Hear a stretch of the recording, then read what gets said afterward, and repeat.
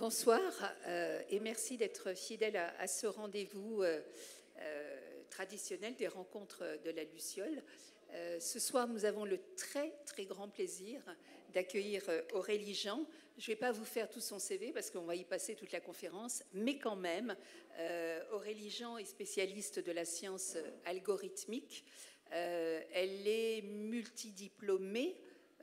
Différentes universités en France, puis l'École nationale supérieure à Cachan, et puis également l'École des mines, et puis également le MIT à Harvard, et peut-être d'autres formations encore.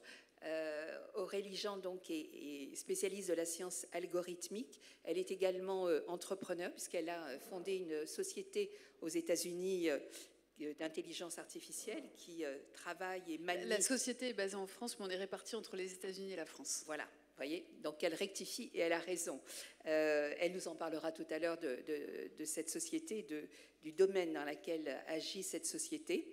Nous allons, comme d'habitude, avoir cette conférence débat en deux parties. Une première partie où on va converser, Aurélie Jean et moi-même, pour un peu cerner le sujet. Ensuite, vous aurez la parole. Nous saluons nos amis qui nous suivent sur Internet. Nous remercions nos amis de l'Office du tourisme qui sont fidèles au poste derrière leur écran pour assurer, entre autres, la retransmission de cette conférence sur le site de l'Office du tourisme et également sur le site d'Arcou d'Isapé. Aurélie Jean, la conférence, nous l'avons baptisée Algorithmes et intelligence artificielle, comment garder le contrôle. C'est tout un programme. Mais avant de commencer, de parler de l'intelligence artificielle, de ce qu'elle peut faire, de ce que font les algorithmes et des écueils ou des risques ou des précautions à prendre, je voudrais très simplement que vous nous définissiez ce qu'est un algorithme et ce qu'est l'intelligence artificielle, pour nous qui ne sommes pas spécialistes. Bien sûr, merci beaucoup Karine et merci pour votre accueil ici. C'est ma première fois à Ajaccio. J'ai 43 ans, il a fallu attendre 43 ans pour mettre le pied à Ajaccio. Quelle honte, mais j'ai bien rattrapé et je reviendrai. Donc un algorithme, alors déjà ce qui est intéressant c'est que l'algorithme est une science très ancienne, plus ancienne que l'âge de l'ordinateur.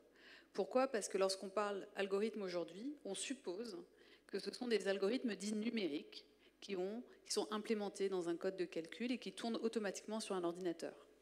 Un ordinateur pouvant être un ordinateur portable, pouvant être un serveur, votre téléphone portable et autres.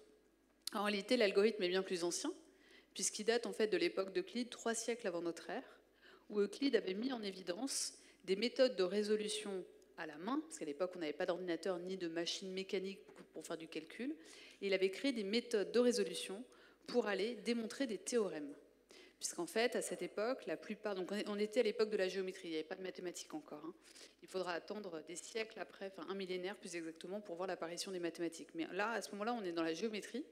Et en fait, Euclide, à cette époque, les théorèmes qu'on apprend au collège, comme le théorème de Thalès ou le théorème de Pythagore, n'étaient pas des théorèmes au moment de leur énoncé, puisqu'ils n'avaient pas été démontrés, c'était ce qu'on appelle des axiomes. Et c'est Euclide qui a mis en place dans un livre majeur qui s'appelle Les éléments, où il inclut des éléments géométriques comme il introduit, il crée des éléments comme l'aire, le périmètre, le point, la droite, le segment, etc., pour arriver, et des méthodes de résolution, des algorithmes, pour arriver à démontrer les théorèmes. Et ces algorithmes, à l'époque, ils ne les appellent pas algorithmes, ils les appellent des méthodes de résolution, pour aller vite, parce qu'il fallait résoudre aussi les choses vite. Et il faudra attendre plusieurs siècles après, exactement le 9e siècle de notre ère, et là on est dans les mathématiques, pour qu'un mathématicien perse, Al-Khwarizmi, puisse, en fait, qui est le père de l'algèbre par ailleurs, puisse donc donner son nom, alors bien évidemment ça a été à titre posthume, mais donner son nom à l'algorithme, puisque Al-Khwarizmi, algorithmie, c'est le nom latin de son nom perse. Et donc l'algorithme, c'est à l'origine un objet mathématique, géométrique, logique, qui permet de résoudre un problème ou de répondre à une question. Résoudre un problème, ça va être démontrer un théorème. Ça peut aussi répondre à une question, ça va être dans cet ensemble de tas de pommes, trouve-moi la pomme la plus grosse, le plus rapidement possible. Au début, vous allez faire des comparaisons 2 à 2 des pommes, mais ce n'est pas du tout efficace. Vous allez passer la journée à faire ça. Et il y a des méthodes, dont ce qu'on appelle la méthode du divisé pour régner que Euclide a inventée, pour faire des tris et des comparaisons plus rapidement. Je pourrais vous expliquer comment on fait, même si je ne pense pas que ça vous aidera au quotidien, mais bon.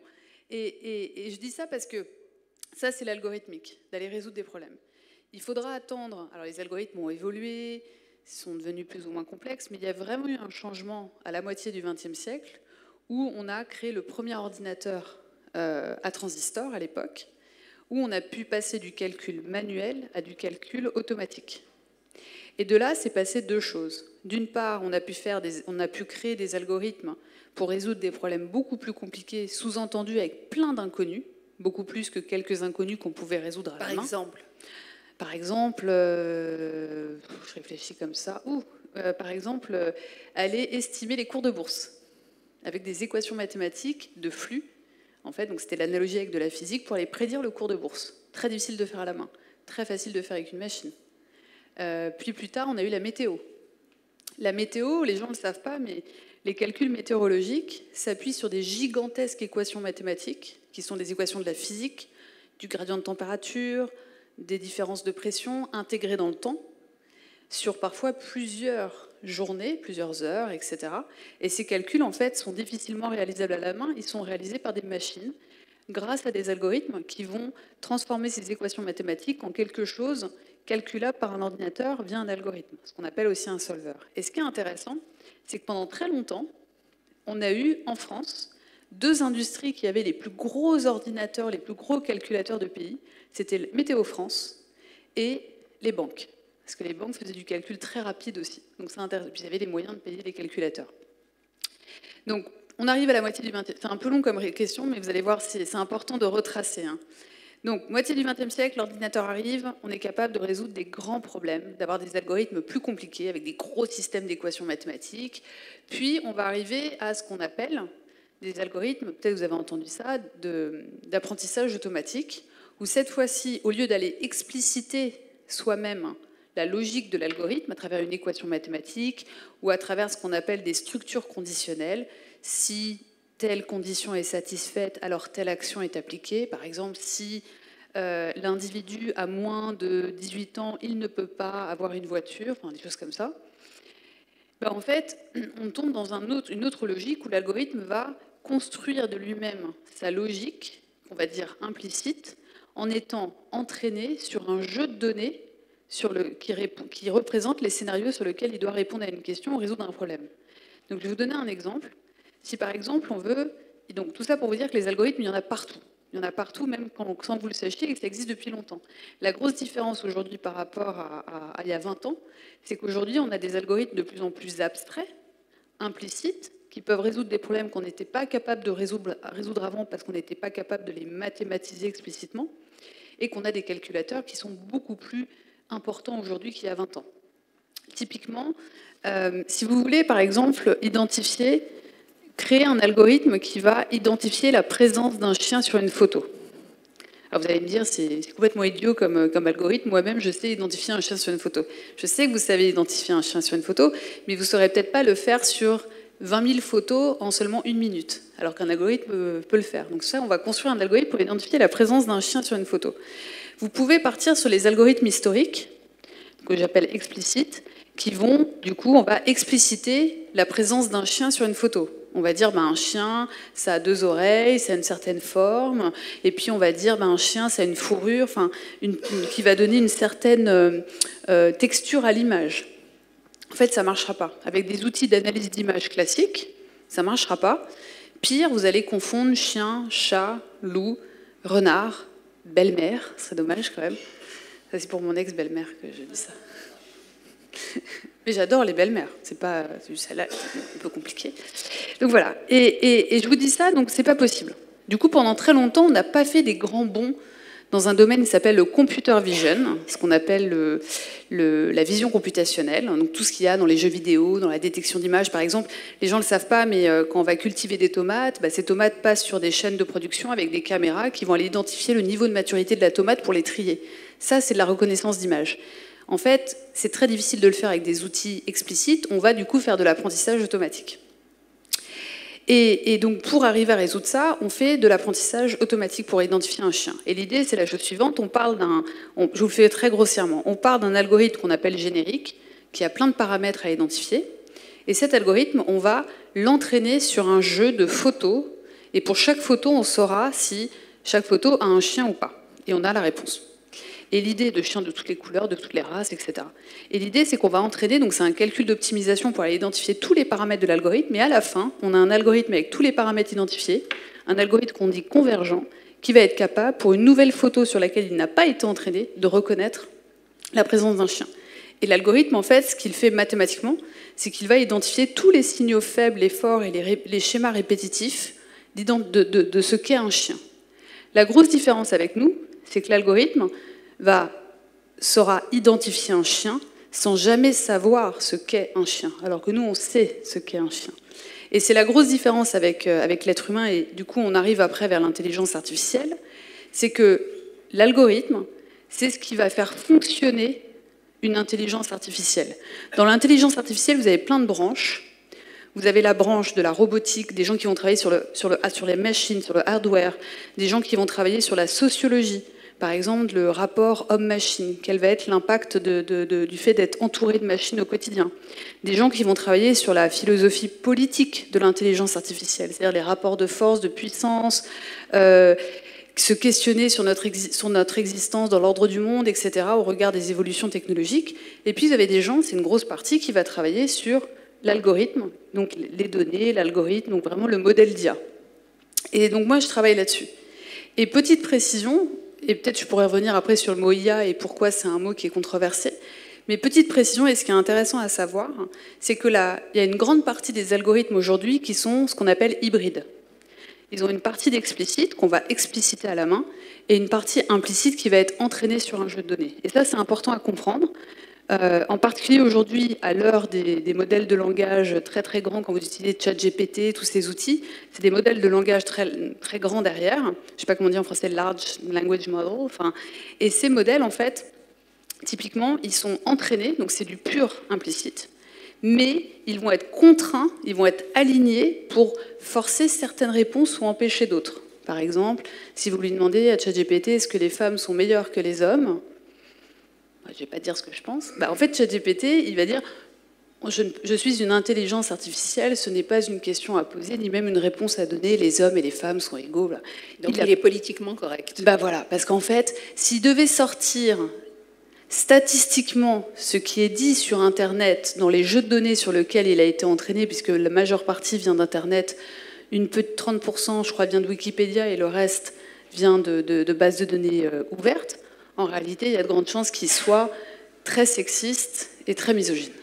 Voilà. Alors, après cette définition, j'espère que... Et je m'excuse, je voulais vraiment tout dérouler. Alors, vous parliez tout à l'heure vous êtes remonté jusqu'à Euclide, vous parliez tout à l'heure je dirais dans la vie professionnelle, ce que ça a pu changer, mais aujourd'hui, les algorithmes, ils sont dans notre vie personnelle, dans notre vie quotidienne, ils sont sortis de la sphère publique. Absolument. Et ils sont rentrés dans la sphère privée.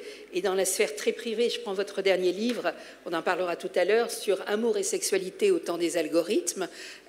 Ça change tout, le fait que l'algorithme se soit comme ça immiscé dans notre vie et on lui demande des choses et il nous répond en fonction de ce qu'on est, en fonction de ce qu'il a envie qu'on voit.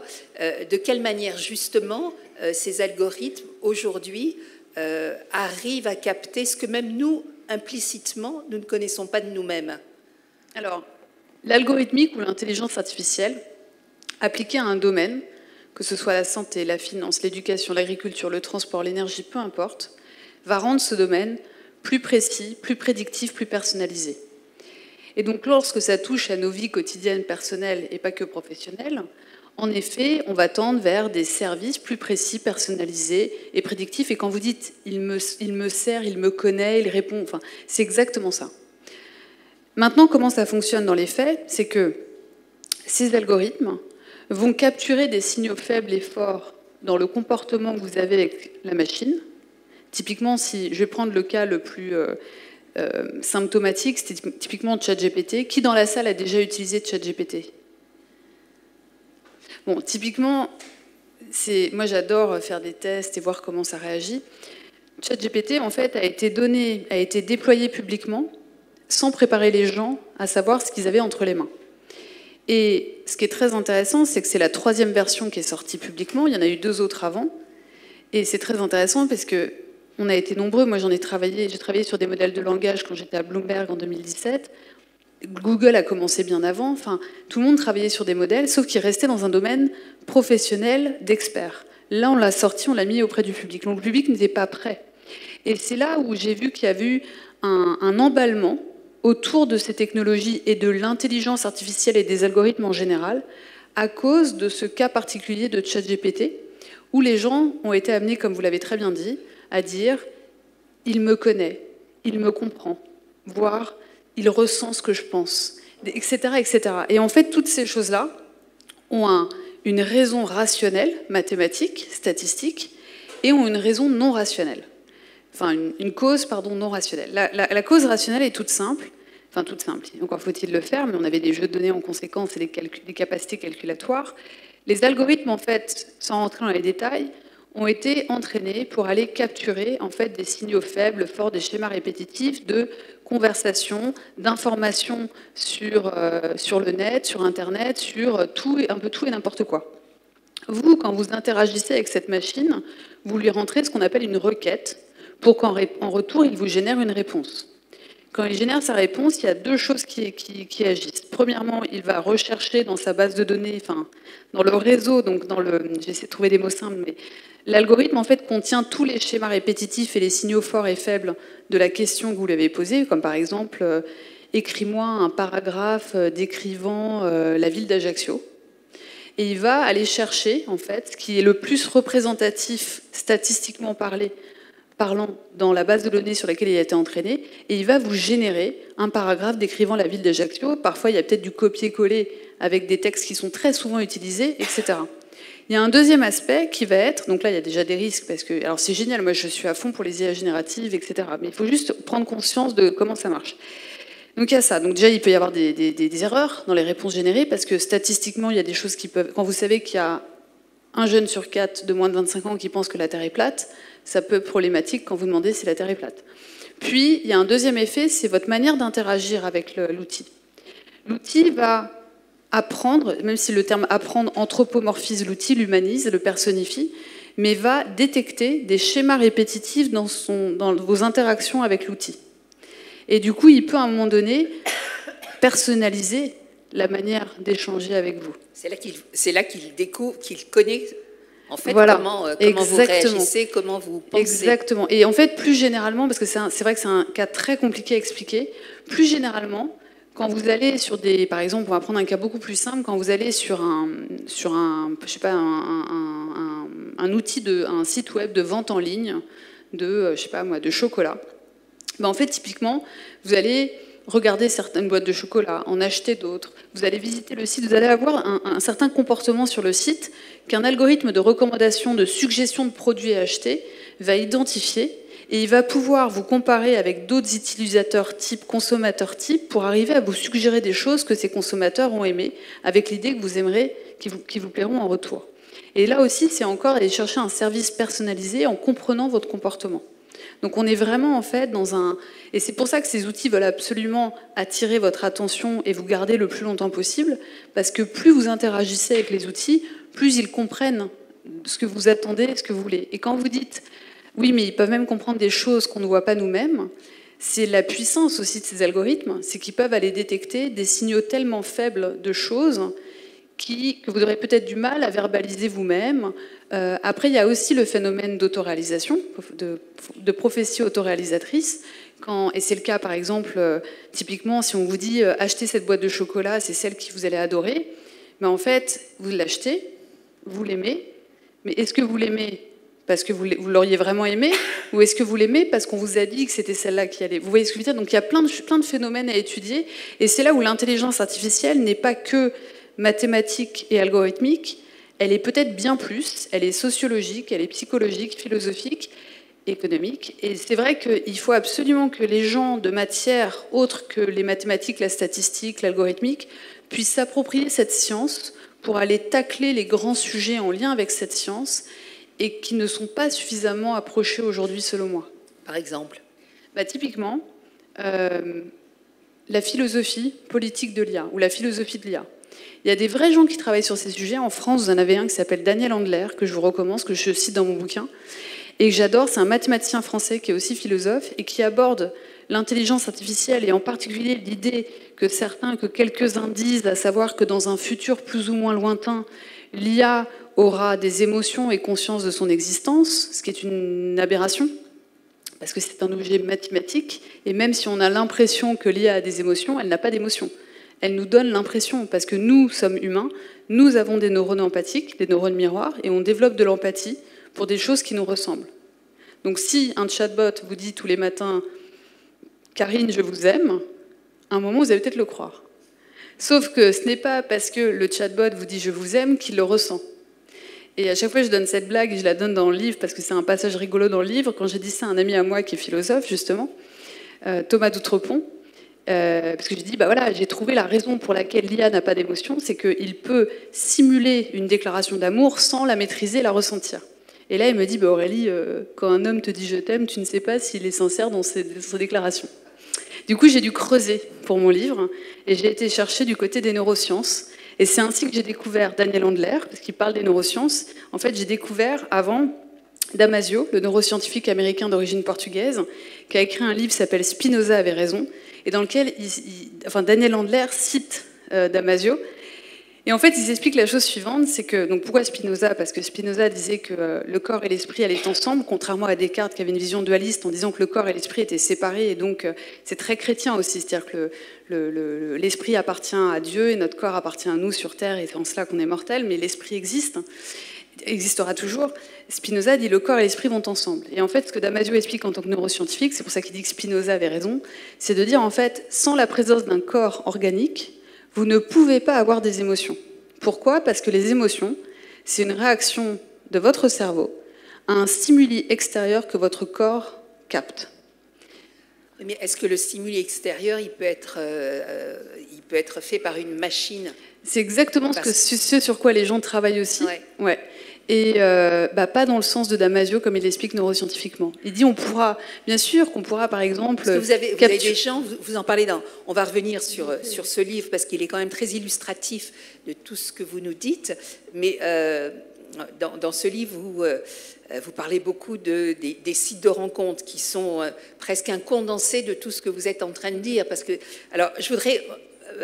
on reviendra après aux émotions et aux émotions que peuvent susciter une machine, à l'attachement aussi, vous en parlez dans votre livre, que peut susciter une machine, l'attachement sans doute illusoire, j'espère illusoire. De quelle manière pour vous, justement, les sites de rencontres que vous analysez fortement dans votre livre sont un condensé de tout ce que nous apprend et de tout ce qu'apprennent de nous les machines? Alors, dans ce livre, donc, pour introduire le livre, c'est vrai que je parle des applications de rencontre. Je parle en général de tous les outils qu'on utilise. Donc, les applications de rencontre en font partie, c'est un chapitre, mais c'est vrai qu'il y a le téléphone portable, le fait de s'envoyer des textos, le fait d'aller sur les réseaux sociaux pour se découvrir, etc. Tous ces outils qu'on utilise au quotidien et qui contiennent des algorithmes, principalement des algorithmes de suggestion ou de correspondance, de matching, vont en fait modifier notre rapport au monde extérieur, au monde réel, notre rapport à l'amour, l'amour de l'autre, l'amour de soi, l'amour avec un grand A, l'amour fraternel, sentimental, sexuel, charnel, et puis l'amour aussi d'agapé, l'amour inconditionnel de l'autre, etc., etc. Et les applications de rencontre en font partie. Et pourquoi je parle de ça? Parce que, je vais peut-être demander qui a utilisé des applications de rencontre dans la salle. Oh, les menteurs. C'est bien, monsieur est courageux. Bravo, monsieur. Bravo. En fait, la réalité, c'est que ces applications de rencontre, donc pour ceux qui ne savent pas, je vais faire comme si les gens ne savaient pas. Donc, quand vous allez sur une application de rencontre, vous allez balayer des profils d'hommes ou de femmes en fonction de vos préférences. Donc, par exemple, moi, je cherche un homme, je vais regarder des profils d'hommes. Et là, je vais avoir des profils avec une photo, un titre, un âge éventuellement. Et je vais, si je glisse à droite, ça veut dire que j'aime le profil. Si je n'aime pas le profil, je glisse à gauche. Et en fait, au fur et à mesure, plusieurs phénomènes apparaissent. D'une part, l'algorithme de recommandation va comprendre ce que j'aime et ce que je n'aime pas, et du coup va pouvoir me suggérer des profils de manière personnalisée en augmentant mes chances que ça me plaise. Et puis d'autre part, il y a des phénomènes pas très joyeux, on va dire, c'est que d'une part, donc moi, je vais commencer à avoir un comportement mécanique, où je vais comme si j'étais en train de faire mon shopping, grosso modo, hein, et j'en parle dans le livre. Et deuxièmement, je vais commencer à créer ce qu'on appelle de la stigmatisation, voire de la discrimination. Et je le dis assez ouvertement. Typiquement, moi, j'ai passé, à 19 ans, j'étais avec un garçon qui louchait. J'ai passé entre autres 11 ans avec un homme au surpoids. Et j'étais très heureuse. Et pourtant, je n'aurais jamais aimé ces profils, certainement pas sur ces applications. Et du coup, ça déforme notre rapport au monde. Et le comportement qu'on va développer sur ces applications de rencontre peut possiblement influencer notre comportement dans le vrai monde. Et ça, c'est la théorie d'une sociologue américaine qui s'appelle Dana Boyd. Tous les gens dont je vais parler aujourd'hui sont cités dans le livre avec toutes les références, vous verrez. Dana Boyd, elle a un concept que j'adore. Elle dit « Il faut distinguer aujourd'hui le monde organique, notre monde, qu'elle appelle la sphère publique et infrastructure médiatique, enfin physique, pardon, et le monde algorithmique, des applications, des réseaux, de tous ces outils, qui est la sphère publique et infrastructure médiatique. » Et elle dit, pardon. Oui, mais il faut. Est-ce que c'est ce qui se passe dans la réalité? D'avoir ces deux mondes? Non, de faire le distinguo entre oui, ces oui. deux mondes. Eh ben, il faut faire le distinguo, sinon... Oui, absolument, pardon. Il faut faire le distinguo. Si on ne fait pas la distinction entre ces deux mondes, on crée ce qu'on appelle de la confusion. Et j'ai tout un chapitre à la fin qui s'appelle « La confusion des sentiments » où j'explique comment notre absence de distinction de ces deux mondes et la confusion que cela génère va déformer notre perception de la réalité, notre perception de soi, perception de l'autre, perception de l'amour en règle générale.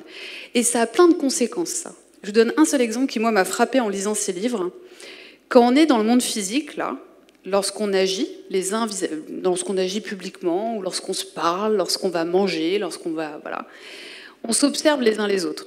Et sans même le réaliser, en s'observant les uns les autres, on va se juger les uns les autres et on va tendre assez naturellement vers ce qu'on appelle un consensus comportemental relativement urbain. Parce que si on voit quelqu'un mal se comporter, mal parler à une autre personne ou autre, on va agir, on va dire non, ce n'est pas comme ça qu'on parle aux gens. Lorsque vous êtes dans le monde algorithmique, des applications, des outils, personne ne vous regarde.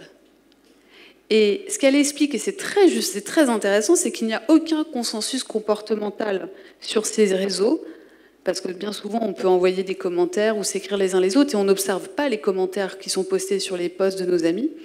Ce qu'elle explique, et j'ai trouvé ça assez puissant, c'est que le seul consensus comportemental qui existe est celui qu'on a vis-à-vis de soi. Pourquoi? Puisque sur ces applications, ce qui nous importe, c'est l'image qu'on donne, nous, de nous-mêmes, sur ces réseaux. Et c'est intéressant. C'est intéressant, mais c'est également terrifiant parce que... et ce n'est pas une fatalité. On devient tous des avatars, en fait. Exactement. Et alors, la bonne nouvelle, c'est qu'on ne s'est jamais autant aimé de l'histoire de l'humanité, soi-même, c'est génial. On a une self-esteem, enfin oui et non, ça dérive, mais bon. La moins bonne nouvelle, c'est qu'on est devenu trop narcissique.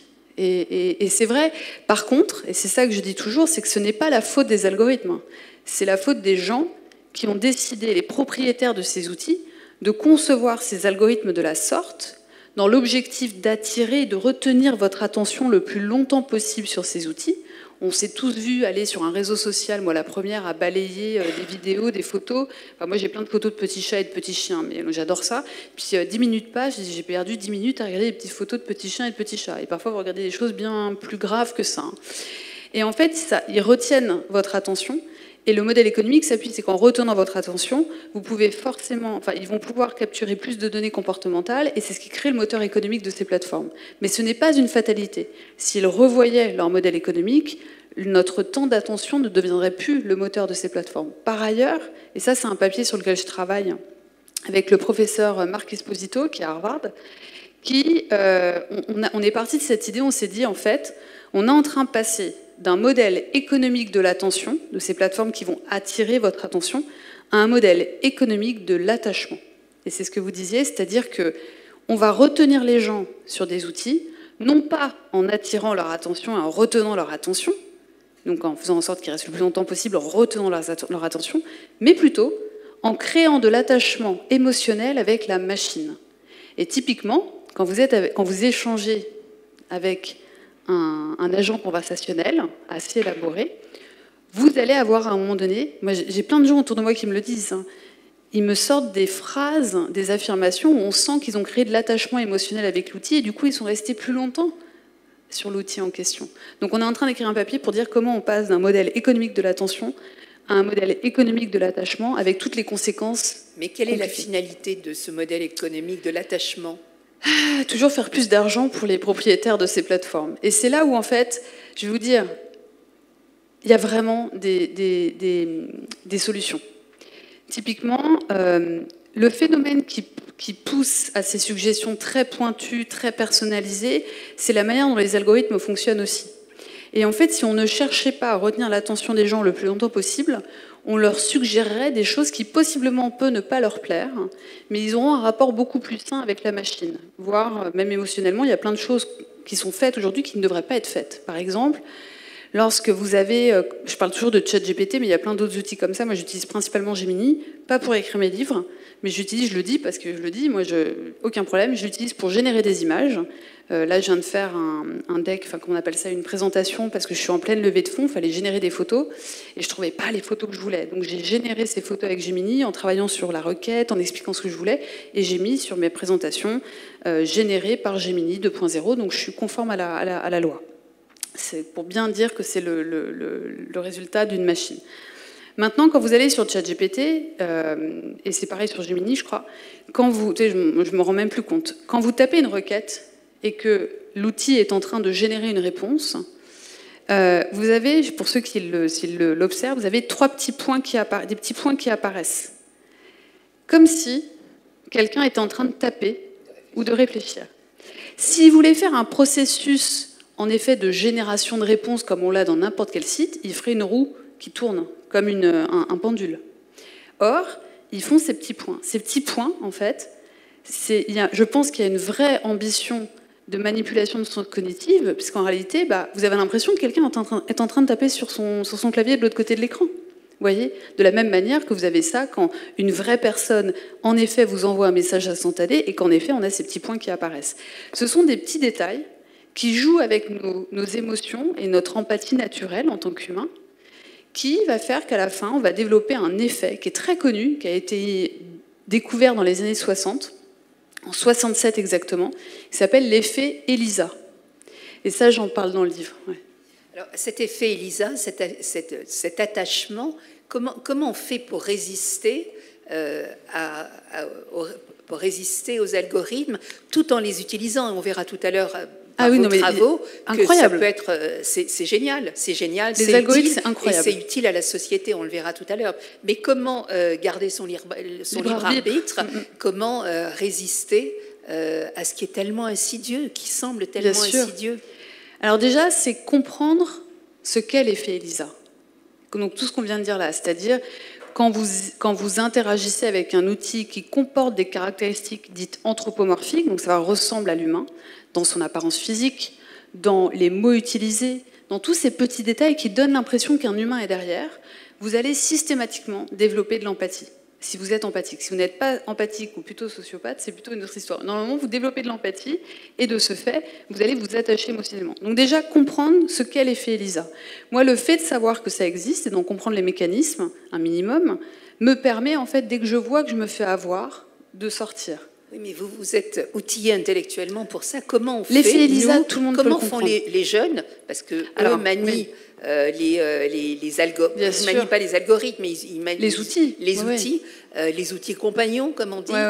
Comment faire en sorte qu'ils gardent eux aussi, et c'est important pour la suite de leur développement cognitif, personnel, professionnel. Et leur santé mentale.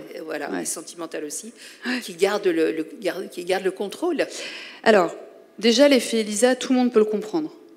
On peut faire plein de tests concrets pour montrer aux gens, vous voyez, vous développez de l'empathie, c'est normal.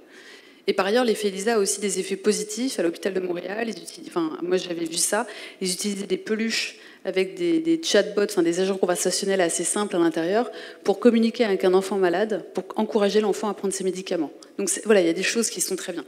Maintenant, si on revient aux menaces, c'est marrant parce que quand on parle de génération de jeunes versus plus seniors, on a tendance à stigmatiser les deux populations où on se dit les seniors comprennent rien, les jeunes sont à l'aise. Et en fait, c'est une vision très biaisée des choses parce que de mon expérience, les plus âgés, c'est eux qui se posent les meilleures questions. Parce qu'ils ont connu le monde d'avant. Certes, ils ont plus de mal à utiliser les outils, mais ils se posent les meilleures questions. Les beaucoup plus jeunes, je remarque qu'ils sont hyper à l'aise avec les technologies, mais alors bien plus que moi-même. Hein. Mais, je suis plus très jeune, mais bon. Mais sont incapables de se poser les bonnes questions. Et donc, c'est intéressant parce que je pense que pour les jeunes, il y a plusieurs manières d'aborder la chose. D'une part, c'est possiblement leur limiter l'accès. C'est-à-dire que vous savez, moi, j'ai jamais été pour vraiment les interdictions. Et moi, je réalise aujourd'hui qu'en réalité, on a fait passer là, on a une majorité numérique qui a été votée à l'Assemblée il y a 1 ou 2 ans, je crois, qui est maintenant de l'âge de 15 ans, et qui est une vraie révolution dans les textes de loi, parce qu'avant, on avait une majorité numérique, donc on vous alliait sur les réseaux sociaux à 13 ans, et les réseaux sociaux devaient juste dire que vous avez su répondre si vous étiez plus vieux ou plus jeune, donc 13 ans, mais en fait, c'est du déclaratif. Là, en fait, les plateformes doivent montrer qu'elles ont un système de vérification, qu'elles peuvent démontrer l'âge de la personne. Donc déjà, on rentre dans une responsabilité qui est différente. Maintenant, c'est vrai que il y a plusieurs choses, c'est-à-dire que je vois bien en fait que d'aller expliquer des choses, c'est pas toujours si simple, et je n'ai pas statué encore là-dessus, hein. Mais quand je vois les effets de ces outils sur les plus jeunes, mais vraiment, hein, je me dis en fait qu'il ne serait pas idiot même d'interdire l'accès à ces réseaux sociaux aux moins de 15 ans, parce que je vois les effets. Et c'est très dur. Non pas ne pas avoir accès aux outils d'IA, pas du tout. C'est vraiment certains réseaux sociaux qui, à mon sens, quand on parle d'IA, en fait, on parle de ces réseaux sociaux pour les jeunes, parce que les jeunes peuvent utiliser des outils d'IA et apprendre plein de choses. Ils les utilisent même sans même le réaliser. Par contre, c'est vraiment ces réseaux sociaux qui vont leur déformer la perception de la réalité. Et ça, pour le coup, j'ai vraiment j'ai un questionnement là-dessus, parce que je vois les dégâts. Mais il faut aussi parler aux parents, parce que j'ai réalisé... Je croise des parents qui me disent « Ah oui, il faut faire attention, machin, etc. » Et je ne les juge pas, hein, je pense qu'ils sont dépassés. Moi, je n'ai pas d'enfants, mais j'ai 2 filleules et je vois bien que ça va très vite. Elles ont 12 et 14 ans. Où je vois leurs enfants qui ont 8-9 ans et qui sont sur un réseau social. Donc, ils ont un téléphone. Vous voyez ce que je veux dire? Et en fait, je pense que les parents ne réalisent pas ce que ça peut faire sur l'enfant. Et je n'ai pas de solution, parce que c'est très dur. Il y a un gros effort pédagogique à faire. Oui, pédagogique auprès des parents. Et puis je pense vraiment, parce que j'ai l'impression qu'on ne va pas y arriver autrement, il faudrait... Alors je sais que, soi-disant, le téléphone portable est interdit dans les collèges et lycées, je crois, au collège, je ne sais plus. Il faut aller encore plus loin, quoi. C'est-à-dire qu'aucun téléphone ne rentre dans les établissements. Alors maintenant, vous pouvez rentrer, mais il faut l'éteindre. Mais en fait, on faut trouver d'autres solutions. Je ne sais pas comment, mais il faut vraiment protéger l'enfant. Et l'accompagner au plus tôt sur des grandes thématiques, dont l'effet ELISA. Et typiquement, j'avais fait un petit livre que vous avez là pour les 15-25 ans et qui marche très bien pour les adolescents, parce que ça démystifie tout ce qu'on peut entendre comme l'extermination de l'espèce humaine ou des choses un peu de l'ordre de la science-fiction, que j'adore par ailleurs, hein, et qui vont plutôt dans le concret et dans les vraies questions à poser, jusqu'à la notion même de vie privée. Moi, j'entends beaucoup de jeunes me dire « Ah, mais moi, j'ai rien à cacher ». Mais en fait, dire ça, c'est ne pas comprendre pourquoi on a défendu la notion même de vie privée au temps de la Révolution française et bien après, pour justement permettre à l'individu de s'émanciper individuellement pour le bien individuel et collectif. Et c'est intéressant cette idée « je n'ai rien à cacher » est très dangereuse. Et je dirais juste une chose, parce que souvent, on pense que l'IA peut tout résoudre, et que même si technologiquement parlant, on peut faire des choses avec l'IA, ça ne veut pas dire qu'on doit l'utiliser. Et typiquement, je dis ça parce que c'est une petite provocation, mais ça permet de réfléchir aux grandes questions qu'on se pose et aux actualités qu'on lit ou qu'on entend. On entend souvent des gens dire on va mettre de l'IA, parce que c'est vrai que maintenant on est capable de faire beaucoup de choses avec l'intelligence artificielle. Comme tout à l'heure, je vous parlais d'identifier un chien sur une photo. On peut aller identifier des gens, des identités. On peut aller identifier des comportements suspects. Ça se fait. On peut le faire et ça se fait. Bien sûr. Donc ça se fait dans certains organes. Par exemple, quand vous allez à l'aéroport, vous avez une identification. Vous pouvez passer par l'identification faciale automatique. Mais par exemple, est-ce qu'on a envie d'avoir ça dans les rues ? Alors, il y a des gens qui vont me dire, c'est marrant parce que moi j'ai... Il y a des pays où on l'a dans les rues, en Chine, on l'a dans la rue. Bien sûr. Alors en plus, il y a le score social, donc c'est encore plus... En plus, c'est fait là pour vous évaluer et restreindre ou agrandir vos libertés individuelles. Mais typiquement, c'est une discussion que j'ai beaucoup avec ma cousine qui est commissaire de police, et elle me dit, je comprends, elle me dit, mais ce serait tellement beaucoup plus simple. Après, elle raisonne, elle réfléchit, et j'entends ce qu'elle dit, et je l'entends. Mais c'est vrai que je me dis, c'est vrai que si on avait des caméras partout avec des outils d'intelligence artificielle pour identifier tous les gens, les criminels, oui, ça pourrait possiblement marcher. Et encore, j'aimerais qu'on montre les résultats. Mais surtout, qu'est-ce que ça dit de notre vie privée? Et je vous dis ça parce que je fais exprès de donner cet exemple, c'est que je dis souvent, si on mettait des caméras dans tous les foyers de France, tous les foyers, dans toutes les pièces, on mettrait fin aux violences conjugales. Et moi, c'est un de mes combats, les violences conjugales, avec la Maison des Femmes en l'occurrence et le magnifique travail de Rada Hatem. Est-ce que pour autant j'ai envie d'avoir des caméras dans tous les foyers? Non. Et ça vous permet de réfléchir en fait aux conséquences des décisions. Et donc quand j'entends par exemple notre ancien ministre de l'Intérieur dire qu'il voulait essayer de pouvoir avoir accès à tout moment pour des raisons, des raisons nationales, des raisons d'État, à tout moment d'avoir accès aux messageries privées des réseaux sociaux des Français, moi ça m'a posé un problème. Parce qu'il y a déjà une voie judiciaire qui permet d'avoir accès à ces contenus lorsqu'on apporte suffisamment de preuves.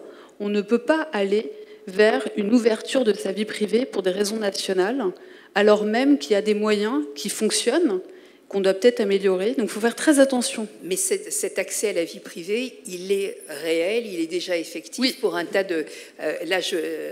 par exemple, Syrie, il y a une action de groupe de 14 000 Français sur Syrie nous écoute, Syrie nous espionne. Donc on a quand même le sentiment qui est peut-être pas fondé, mais le sentiment que ces données-là, à notre insu, elles sont connectées, que l'aspirateur robot que vous avez chez vous, qui parfois est souvent fait en Chine, il connaît toute votre maison, il connaît vos allées et venues. Donc, est-ce que c'est pas déjà trop tard? Alors, non, mais dans une certaine mesure, vous avez raison. C'est-à-dire que soit notre vie privée est absorbée. Donc, c'est pour ça que quand je parle, par exemple, il y a un chapitre où je finis sur la sexualité au temps des algorithmes, où je parle entre autres des sextoys connectés, où j'utilise un terme d'une sociologue américaine qui parle d'absorbeur de vie intime. Et c'est vrai, c'est tout à fait ça. Mais après, donc il y a ça, et qu'il faut le réguler, l'encadrer et éviter... C'est marrant parce que moi, j'ai beaucoup d'ordinateurs, mais je n'ai aucun objet connecté à la maison. Donc c'est à part mon chauffage, parce que j'ai pas le choix. Enfin, voilà. Mais sinon, c'est intéressant. Donc voilà, je suis pas quelqu'un de très connecté, paradoxalement, comme beaucoup de gens qui travaillent dans ce domaine. Mais je pense que c'est juste une question parce qu'on a un recul et du coup, on a un rapport différent à la technologie. Parce que par exemple, à l'opposé, Luc Julia, qui a d'ailleurs créé Siri, qui est un grand ingénieur français qui est basé à Palo Alto aux États-Unis, en Californie, qui a créé Siri et qui l'a vendu à Steve Jobs, lui a plein d'outils connectés. Voilà, donc on n'a pas du tout la même approche. Dans une interview récente, je crois il y a 2-3 jours, il disait que finalement, on avait peut-être raison de faire cette action de groupe. Ah non, mais lui, oui, il le dit. Et par ailleurs, c'est une des personnes. Vous savez, il y a beaucoup de gens qui parlent sur l'IA en France, qui disent n'importe quoi parce qu'ils n'en ont jamais fait et qui s'y intéressent pas vraiment. Et Luc Julia fait partie des gens qu'il faut aller écouter et lire. Et d'ailleurs, il vient de sortir un nouveau livre qui s'appelle IA générative, pas créative, que je vous conseille fortement. Et c'est un petit clin d'œil, c'est il y a 3 ans. Oui, il y a 3 ans, enfin presque 3 ans, quand ChatGPT, la version 3.5 est sortie. Et il me dit, avec son franc-parler, il me dit « Putain Aurélie, heureusement qu'ils ont appelé ça IA générative, ils auraient appelé ça IA créative, on aurait passé encore des années à déconstruire le terme. Parce que l'IA génère, elle ne crée pas. » Et c'est très important. Justement, dans la discussion qu'on a eue pour préparer cet échange, j'ai notamment retenu quelque chose que vous avez dit qui me semble très important, c'est que l'intelligence artificielle, elle est générative, alors que l'homme dispose de toute une palette d'intelligence. Ça, c'est hyper important. Oui, et du coup, ça me permet de revenir à la controverse du mot IA. Donc le mot intelligence artificielle, avec humour, je dis souvent, moi je l'utilise pas beaucoup, mais en fait je me rends compte que j'utilise quand même pas mal. Surtout en ce moment, je suis en pleine levée de fonds, donc il faut sortir le mot souvent. Mais c'est enregistré, j'espère que les investisseurs ne regardent pas. Mais allez investir chez nous. Mais c'est vrai que le mot IA, c'est un mot que tout le monde comprend, parce qu'on l'entend, mais en même temps, on est peu à vraiment le définir correctement. Le mot intelligence artificielle, il a été créé dans les années 50, en 56 exactement, et non pas en 57 comme je le vois partout. En 57, je reviens à la date que tout le monde donne pour le mot IA, en 57, il y a une grande conférence scientifique qui s'est déroulée sur la côte est des États-Unis, à Dartmouth, à l'université de Dartmouth, qui est sur la côte est, où un groupe de scientifiques s'est réuni pour aller réfléchir à développer des méthodes mathématiques ou computationnelles, donc sur ordinateur, pour aller modéliser et maîtriser l'intelligence humaine. Et c'est de là qu'on a parlé de l'intelligence artificielle. Il faut revenir à un papier de 1956 que ces mêmes personnes ont écrit. C'était un papier dans l'objectif de lever des fonds, de l'argent pour financer cette conférence d'été qui a lieu quelques mois après. Donc c'était en septembre 1956 et ils écrivent justement ça. Ils disent on souhaite développer l'intelligence artificielle qui va modéliser et maîtriser l'intelligence humaine. Jusque-là, aucun problème. Sauf que ce mot, on continue à l'utiliser, sauf qu'il n'a pas la même signification aujourd'hui, comparaison en 1956. Et c'est pour ça que quand je vois un mot et que je vois qu'il y a une confusion autour de ce mot, j'essaie toujours de revenir au moment même où il a été décrit, initié, pour aller comprendre la symbolique de son changement de signification. Et en l'occurrence, le mot intelligence artificielle, il a été créé en 1956, et enfin, il a été dit avant, bien sûr, mais il a vraiment été conceptualisé en 1956, officialisé, je devrais dire, pardon. Et ce mot, en fait, on parlait à l'époque donc pour modéliser et simuler l'intelligence humaine, mais à l'époque, en 1956, l'intelligence humaine était réduite à l'intelligence analytique uniquement. Et c'est très important à comprendre, jusqu'à la fameuse création du QI, que vous connaissez tous, le quotient intellectuel, qui pour le coup, alors c'est deux Français qui l'ont inventé, Simon et Binet, donc début du XXe, qui après il y a eu plein de versions du quotient intellectuel au cours du siècle, hein, bien sûr, mais c'est initialement une invention française, mais le QI, qui est encore utilisé aujourd'hui, hein, c'est un outil, une mesure qui ne fait que évaluer l'intelligence analytique d'un individu. C'est-à-dire que, et c'est quand même intéressant à comprendre, c'est que pendant très longtemps, et c'est encore le cas hein, parfois, on va prendre le QI pour définir les capacités intellectuelles d'un individu, et en particulier d'un enfant, pour comprendre son potentiel. Mais le QI ne mesure qu'une part de l'intelligence humaine. Il faudra attendre les années 80, et même plus proche de 90 que de 80, pour voir des psychologues, des neuroscientifiques arriver avec des théories, ce qu'on appelle les théories multiples de l'intelligence, et en particulier les travaux de Robert Sternberg, que je cite dans le livre. Il a sorti un papier en 89 que je vous conseille, qui est très facile à lire. Il est en anglais, mais vraiment, si vous savez lire l'anglais, allez-y. Au pire, je suis sûre, si vous demandez à ChatGPT, Gemini, Mistral, le chat, de sortir le papier, il va vous le sortir en français. Dans ce papier, il dit la chose suivante. Donc ça s'appelle, en français, ce serait « Au-delà du QI », donc il critique le QI hein, dans ce papier, « Au-delà du QI, une théorie triarchique de l'intelligence humaine ». Et dans ce papier, il dit « En plus de l'intelligence analytique, l'humain maîtrise aussi l'intelligence émotionnelle et créative, donc il la regroupe, et l'intelligence pratique, le fameux bon sens ». Et c'est très important de comprendre ça, parce qu'on comprend que l'intelligence artificielle définie en 1956 n'était là que pour modéliser et maîtriser l'intelligence analytique, mais ne maîtrise aucunement les autres types d'intelligence. Elle peut les simuler. Je reviens à mon chatbot qui va vous dire « je t'aime » ou « je vous aime Karine », sans maîtriser les émotions sous-jacentes à cette déclaration. Un autre exemple, c'est l'intelligence pratique, très peu valorisée, alors que l'intelligence pratique, avec l'émotion, la créativité, c'est ce qui crée ce qu'on appelle l'intuition et l'instinct. C'est très intéressant parce que l'intelligence pratique, le fameux bon sens, on appelle aussi le bon sens paysan, c'est quelque chose que l'humain a, et c'est sa force aussi, et que la machine n'a pas dans sa complexité comme l'humain. Je vous donne un exemple. J'ai un ami qui me dit « Ah, j'ai développé un modèle d'IA qui va être capable, j'en suis certain, d'aller maîtriser l'intelligence pratique humaine. » Et je lui dis « dis-moi comment tu fais ?» Il me dit « C'est très simple. Je fais, dans mon modèle, mon algorithme est capable d'aller capturer des analogies statistiques d'ordre supérieur. » Je reviens à l'humain.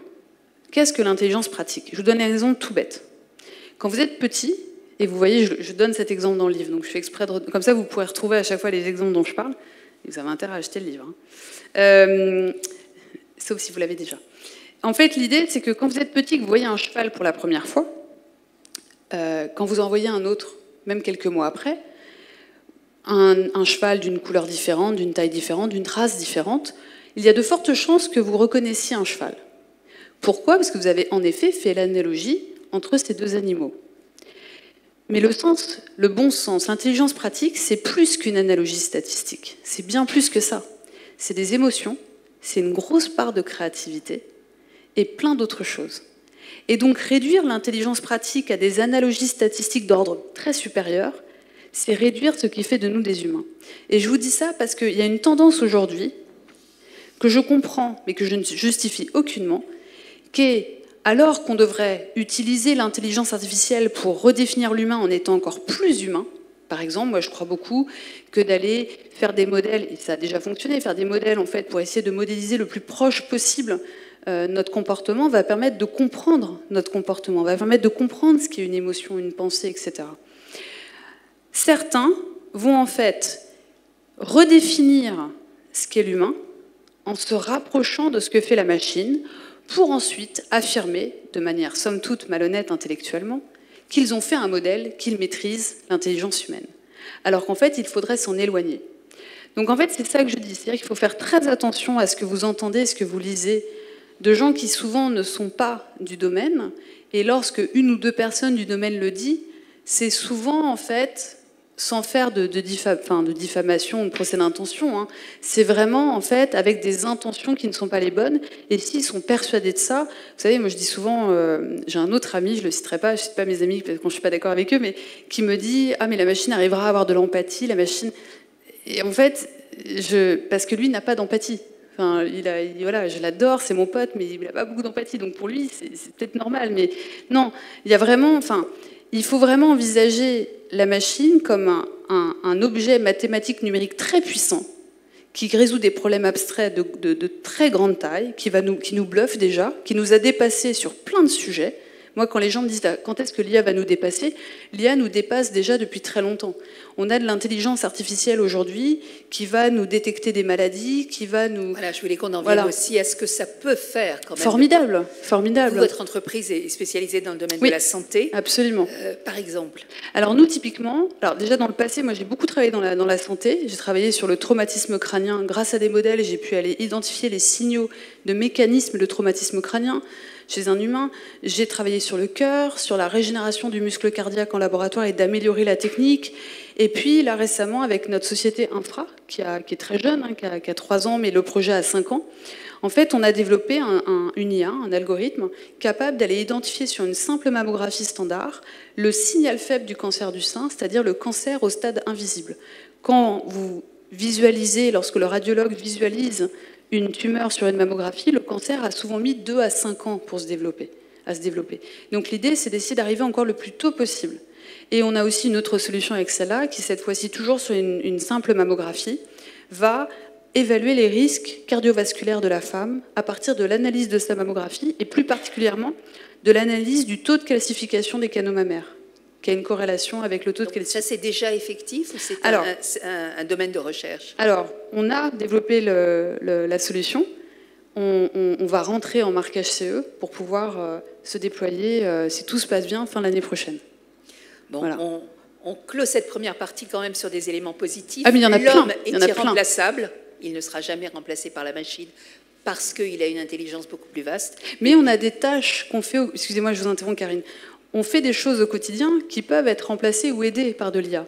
Donc quand les gens me disent l'IA va remplacer plein de jobs, je ne dis pas que l'IA ne va pas remplacer des jobs. Ce que je dis, c'est que l'IA va principalement interférer avec des tâches constitutives de job. Et c'est à nous de voir les tâches que l'on peut faire à de l'IA, des tâches où on peut s'aider de l'IA, et les tâches qu'on va, nous seuls, pouvons faire, et des nouvelles tâches qu'on peut introduire dans nos processus quotidiens, etc. Donc c'est toujours plus subtil. Et tous les gens qui font des prédictions en me disant dans 10 ans ce sera comme ça, dans 50 ans ce sera comme ça, ne les écoutez pas parce qu'en fait on n'en sait rien, pour plein de raisons. On ne connaît pas les technologies qui vont sortir dans 2 ans, on ne connaît pas le niveau d'adoption des gens. Et surtout, c'est nous qui décidons, c'est des décisions individuelles, collectives, sociétales, étatiques. Enfin, c'est beaucoup plus complexe que ce que certains aimeraient dire. La seule chose que je dis, c'est que c'est une transformation qui peut être violente. Violente parce qu'on va avoir des gens qui vont pas comprendre, des gens qui vont adopter aveuglément, ce qui est pour moi aussi pire. Hein. Vous voyez, enfin, et puis on va avoir des outils qui vont être mal utilisés, des choses qui vont être mal développées. Il y a plein de risques, hein. Je parle de la discrimination technologique dans mon livre, il y a l'impact environnemental à mesurer, enfin à mesurer par analyse comparative, j'explique aussi dans le livre, il y a toutes les questions de digital labor, en fait il y a le sujet du débat démocratique, voilà, le libre arbitre que vous avez très justement évoqué, ça ce sont les menaces d'aujourd'hui. Les menaces d'aujourd'hui ce n'est pas l'extermination de l'espèce humaine, comme ce que certains, à la vision long-termiste apocalyptique, essaient de nous vendre. Il y a des problèmes beaucoup plus concrets aujourd'hui qu'on doit aborder, discuter, et pour lesquels il y a des solutions, et d'autres pour lesquels on doit trouver des solutions. Donc il y a plein d'enjeux à regarder. On va passer à donner la parole à notre salle. Juste sur la santé et l'IA, je voudrais signaler un article qui, je crois, sort demain dans Corse Matin, justement sur comment l'intelligence artificielle aide dans le domaine de la santé, avec des témoignages de médecins corses. Voilà pour la première partie. C'est à vous. Pardon ? Oui, parce qu'il était sur le site aujourd'hui, donc j'imagine qu'il sera dans le journal demain matin ou bientôt en tout cas. Qui est-ce qui pose la première question ?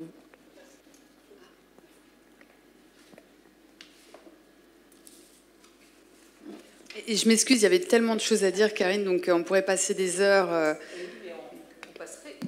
On passerait très volontiers des heures. Bonjour. Ah, le monsieur qui a osé dire qu'il a été sur une application de rencontre. Bravo monsieur, vous êtes courageux. Je voulais vous demander, en fait, est-ce que vous ne pensez pas qu'en fait, on est à un moment où on doit réinventer le droit de l'homme par rapport à cette technologie ? Parce qu'on définit tout un tas de libertés, en fait, dans les droits de l'homme. Est-ce que justement, il n'y en a pas des nouvelles à définir ? Ah si, hein, j'avais jamais pensé à ça. Je ne saurais pas vous répondre comme ça. Une chose est certaine, c'est qu'on a des choses à redéfinir qu'on ne fait pas. Et moi, on en a un peu parlé avec Karine au début, et quand on parlait du bénévolat, je pense qu'il y a un sujet profond qu'il faut revoir aujourd'hui, c'est la notion de travail.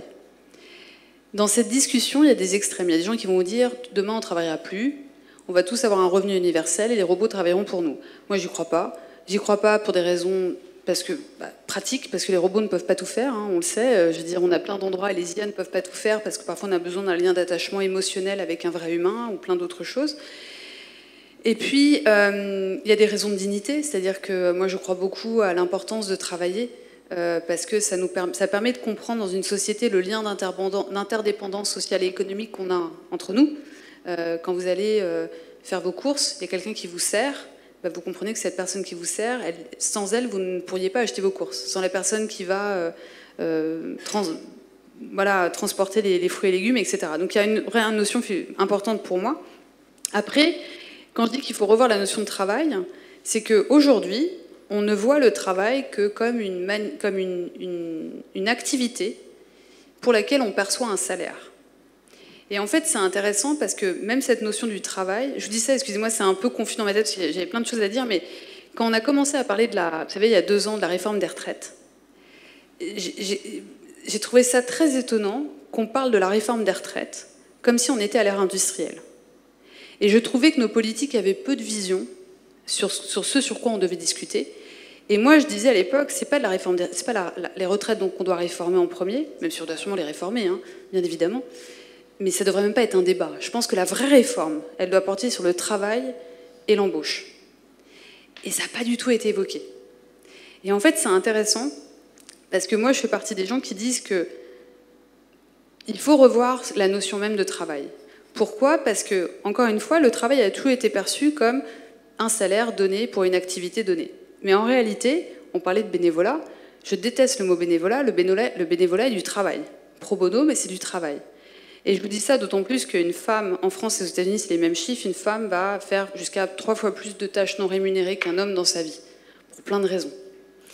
Et je vous dis ça parce que, à l'ère où on a des machines qui maîtrisent de plus en plus l'analytique et que nous, humains, on maîtrise l'intelligence émotionnelle, créative et pratique, possiblement aidés par des outils d'IA qui vont transformer un problème émotionnel en problème analytique, comme par exemple une IA qui va détecter vos émotions par une vidéo sur votre visage, mais qui ne maîtrise pas l'émotion, qui va le détecter parce qu'elle aura appris sur plein de vidéos d'êtres humains qui sont tristes, heureux, qui ont mal, etc.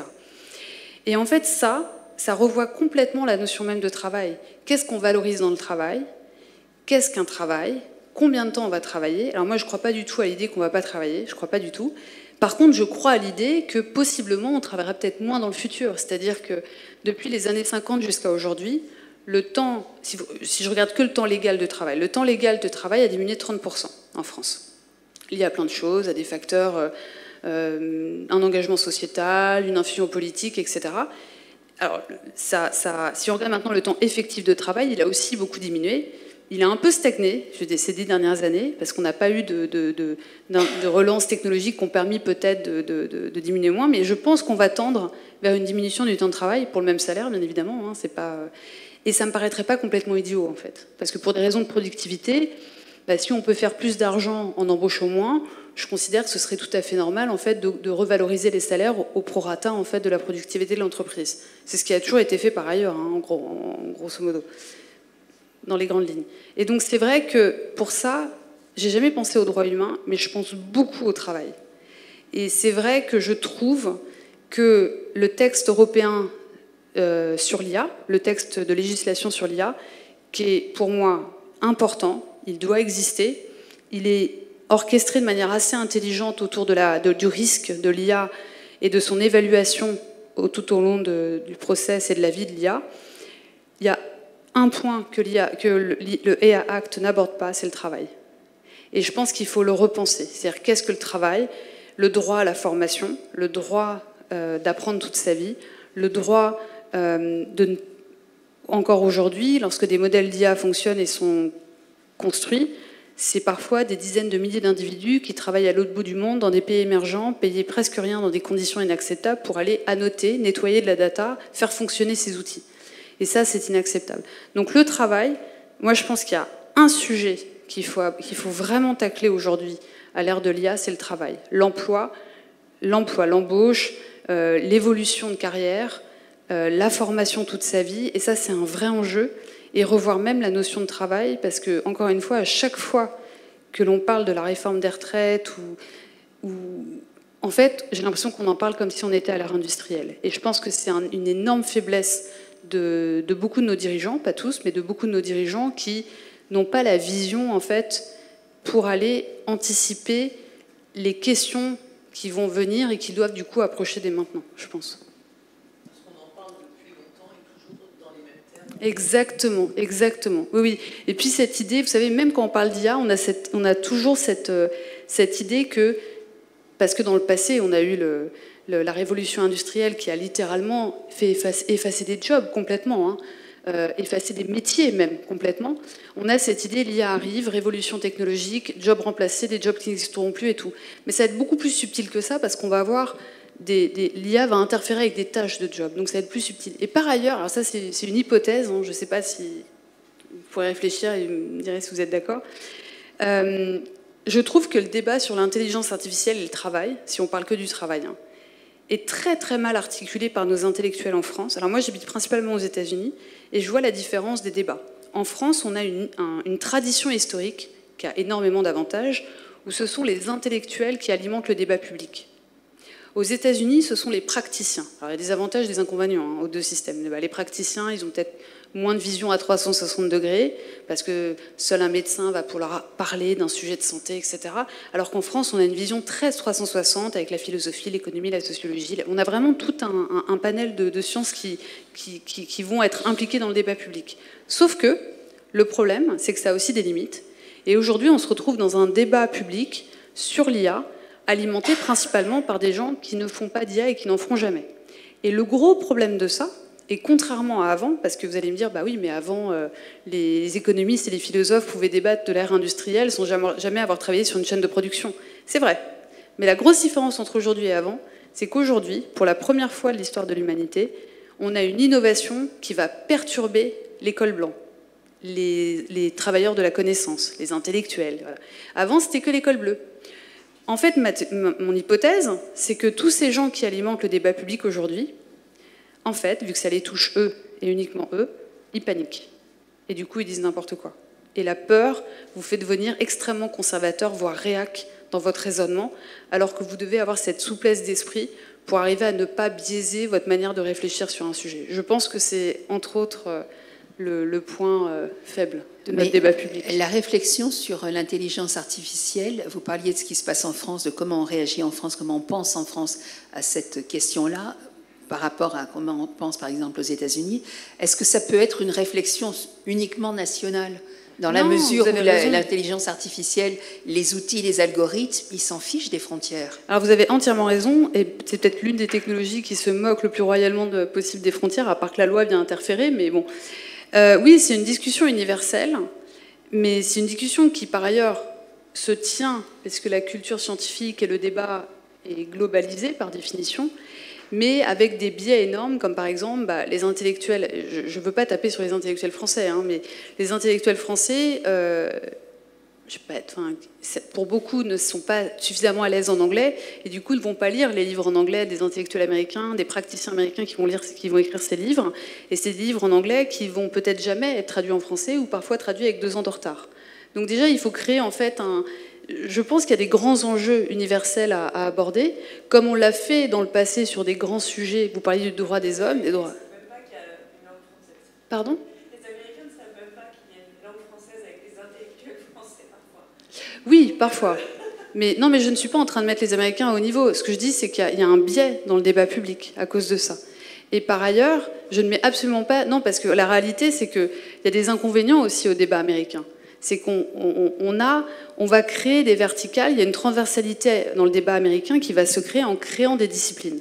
Par exemple, la philosophie politique de l'IA, la philosophie de l'IA, l'économie de l'IA, ce qui n'existe pas en fait. C'est-à-dire qu'on crée ça. Donc ça a des avantages, c'est que les gens qui font de l'économie, de la philosophie, de la sociologie vont creuser le domaine, mais on va à un moment créer des silos aussi. Donc il y a des avantages et des inconvénients. C'est très, très divers. Maintenant, si on revient aux droits humains comme vous parliez, on a réussi dans le passé à avoir des accords, pas des textes de loi, parce qu'on ne peut pas avoir de texte de loi universel, on n'a pas de constitution universelle. Par contre, on a des choses qui ont été faites, comme on appelle des accords. On a par exemple les accords de Berne sur le copyright. Alors, tous les pays ne l'ont pas signé, mais il y a genre plus de 90% des pays qui l'ont signé.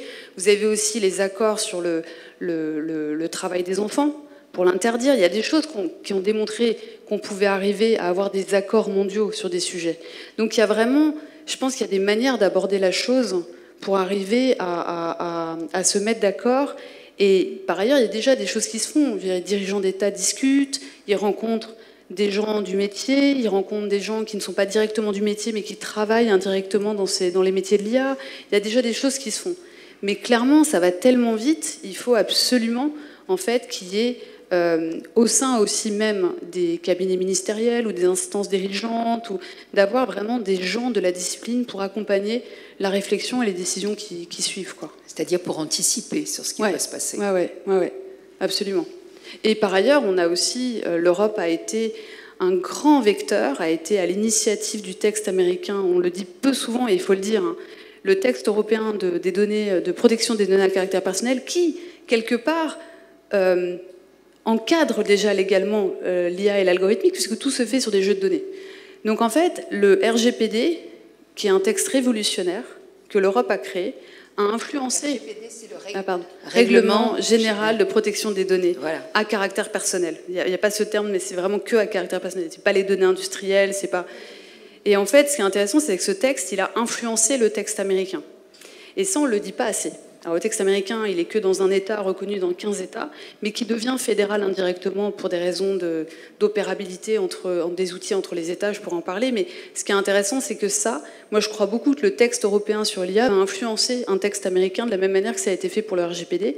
Et ça, quelque part, ça revient à ce que vous disiez, c'est-à-dire comment on fait pour avoir une discussion universelle. Alors moi, je parle que des 2 pays que je connais. Hein. Je connais pas la Chine, donc je ne peux pas parler de ces pays.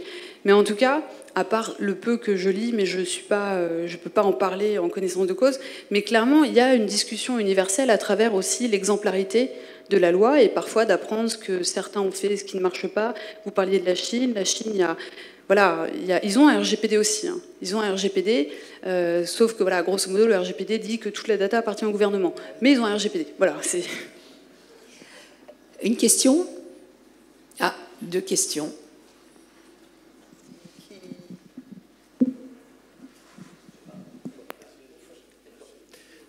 Oui, alors, à juste titre, effectivement, vous parlez du RGPD, mais dans les faits, je dirais que l'IA ne le respecte pas, justement, puisqu'il y a une utilisation quasi abusive, non perçue par chaque individu.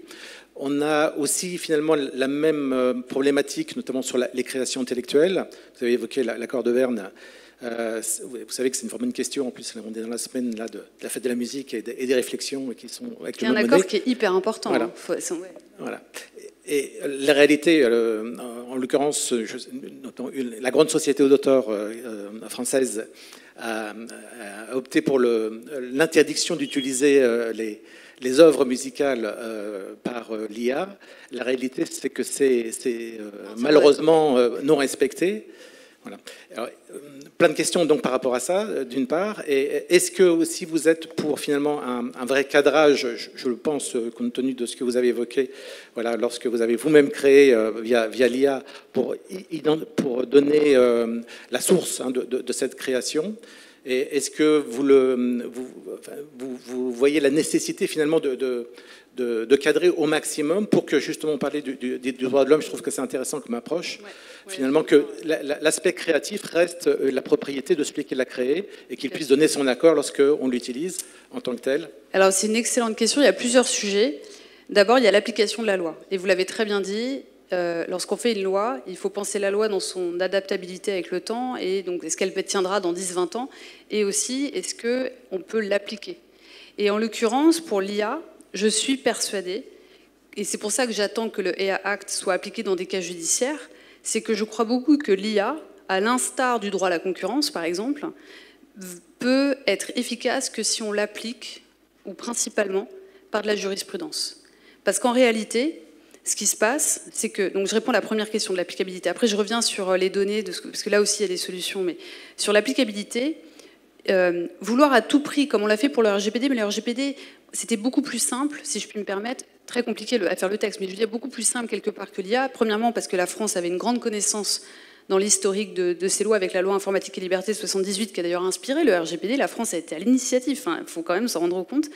Maintenant, concernant le AI Act, c'est très différent. C'est très compliqué parce que ça évolue très vite et qu'on sent que les gens qui ont construit les lois étaient un peu moins à l'aise avec l'IA que la data, parce que j'ai trouvé que le texte était un chouïa peu conservateur que le RGPD, qui a été pensé initialement avec une vision très libérale de libre circulation des données à caractère personnel au sein des pays de l'Union, qui n'était pas possible avant. Donc après, on a bien sûr, ça défend les droits fondamentaux des individus, mais c'est intéressant, en fait, il n'y a pas du tout la même vision. Maintenant, pour le AI Act, moi je reste persuadée qu'on ne peut pas tout anticiper par les textes de loi inscrits comme on les écrit aujourd'hui, et que c'est à travers des cas judiciaires et à travers des décisions judiciaires qu'on va pouvoir créer la loi. On peut créer la loi, grosso modo, de manière différente, par le texte de loi et par l'action judiciaire.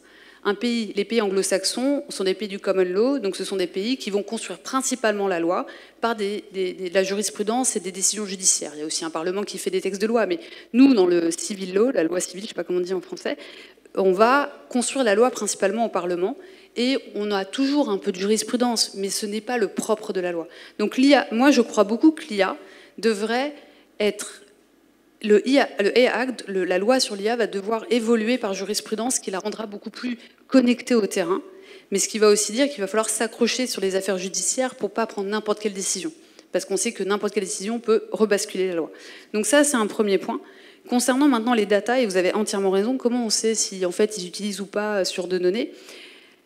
Il y a une chose, alors il y a plusieurs cas. Tout d'abord, moi je ne suis pas pour qu'on fasse tout transparent. Parce que si on est transparent sur tout, considérant le fait qu'on ne peut pas breveter un algorithme, on peut breveter une technologie utilisant un algorithme, mais pas l'algorithme, mais en fait moi dans ma société, mon IP c'est nos algorithmes. Si on doit tout dire sur nos algorithmes, en fait, on perd notre propriété intellectuelle. Donc on perd notre capacité d'innover. Et moi, je crois beaucoup que la capacité d'innover publique doit vivre aux côtés de la capacité d'innover privée. Les deux doivent vivre ensemble. Et c'est possible. Souvent, avec le public qui finance une partie du privé, et pour le coup, on l'a très bien fait dans le passé en France, avec l'énergie, le TGV et autres. Et aux États-Unis, ils le font très bien avec la DARPA. Et je le dis souvent, il n'y aurait pas de Google ou SpaceX sans l'État américain. Et ça, il ne faut pas l'oublier quand même. Maintenant, cela est dit, il y a des choses qu'on doit dire. Et nous, par exemple, dans ma société, on ne vous donne pas exactement l'algorithme, comment on l'a construit, on ne vous dit pas exactement toutes les métadatas qu'on utilise, mais on vous dit sur quoi on travaille. On travaille sur tant d'images qui ont été extraites sur tant de femmes, sur tant d'années. Et on explique grosso modo quel type de données on va regarder, mais sans vous donner le détail. Mais ça vous suffit pour vous rendre compte, en fait, et on donne les sources. C'est surtout les sources qu'il faut connaître. Parce que les sources de données, moi quand on me dit la majorité vient d'Internet, ça veut rien dire en fait. Internet, c'est pas le free lunch, tout n'est pas gratuit. Donc il y a vraiment, voilà, il y a plein de solutions et j'ai pas la solution à tout, j'ai pas la réponse à tout, mais je pense qu'il y a des choses à aller explorer. Mais je pense que c'était bien de dire cette loi pour marquer un point d'un positionnement pour protéger les gens qui vont véritablement créer et qui ne veulent pas voir leur créativité s'échapper. Par ailleurs, moi j'ai appris récemment, parce que moi je ne connais pas le droit de la propriété intellectuelle, hein, lorsqu'on a eu le cas de ChatGPT qui avait sorti une version pour générer des images au style du studio Ghibli, donc qui est le studio japonais. Et en fait, donc, tout le monde a commencé à faire des images comme ça. Je me suis dit, non, c'est pas très éthique, voilà, je trouvais. Et en fait, j'ai appris que vous ne pouvez pas protéger strictement un style. Par contre, et c'est là où OpenAI a eu tort, c'est qu'ils sont quand même légalement punissables, je ne sais pas comment on dit, parce qu'en fait, même si vous ne pouvez pas protéger légalement un style, vous pouvez protéger son usage. Et en l'occurrence, OpenAI, en faisant ce qu'ils ont fait, ils ont fait ce qu'on appelle de la concurrence déloyale, je vous dis ce que mon avocat m'a expliqué, hein, de la concurrence déloyale et plus particulièrement de la concurrence parasitaire. Parce ils ont littéralement parasité le succès des studios Ghibli pour leur propre succès populaire et économique. Et donc il y a plein de petites choses qu'on va devoir les gratter. C'est pour ça que par exemple les juristes, les avocats vont avoir un rôle extrêmement intéressant dans les années à venir, parce que c'est eux qui vont amener, vous savez, quand on a des problématiques qui arrivent sur le terrain, on a tendance à croire que tous les problèmes sont nouveaux.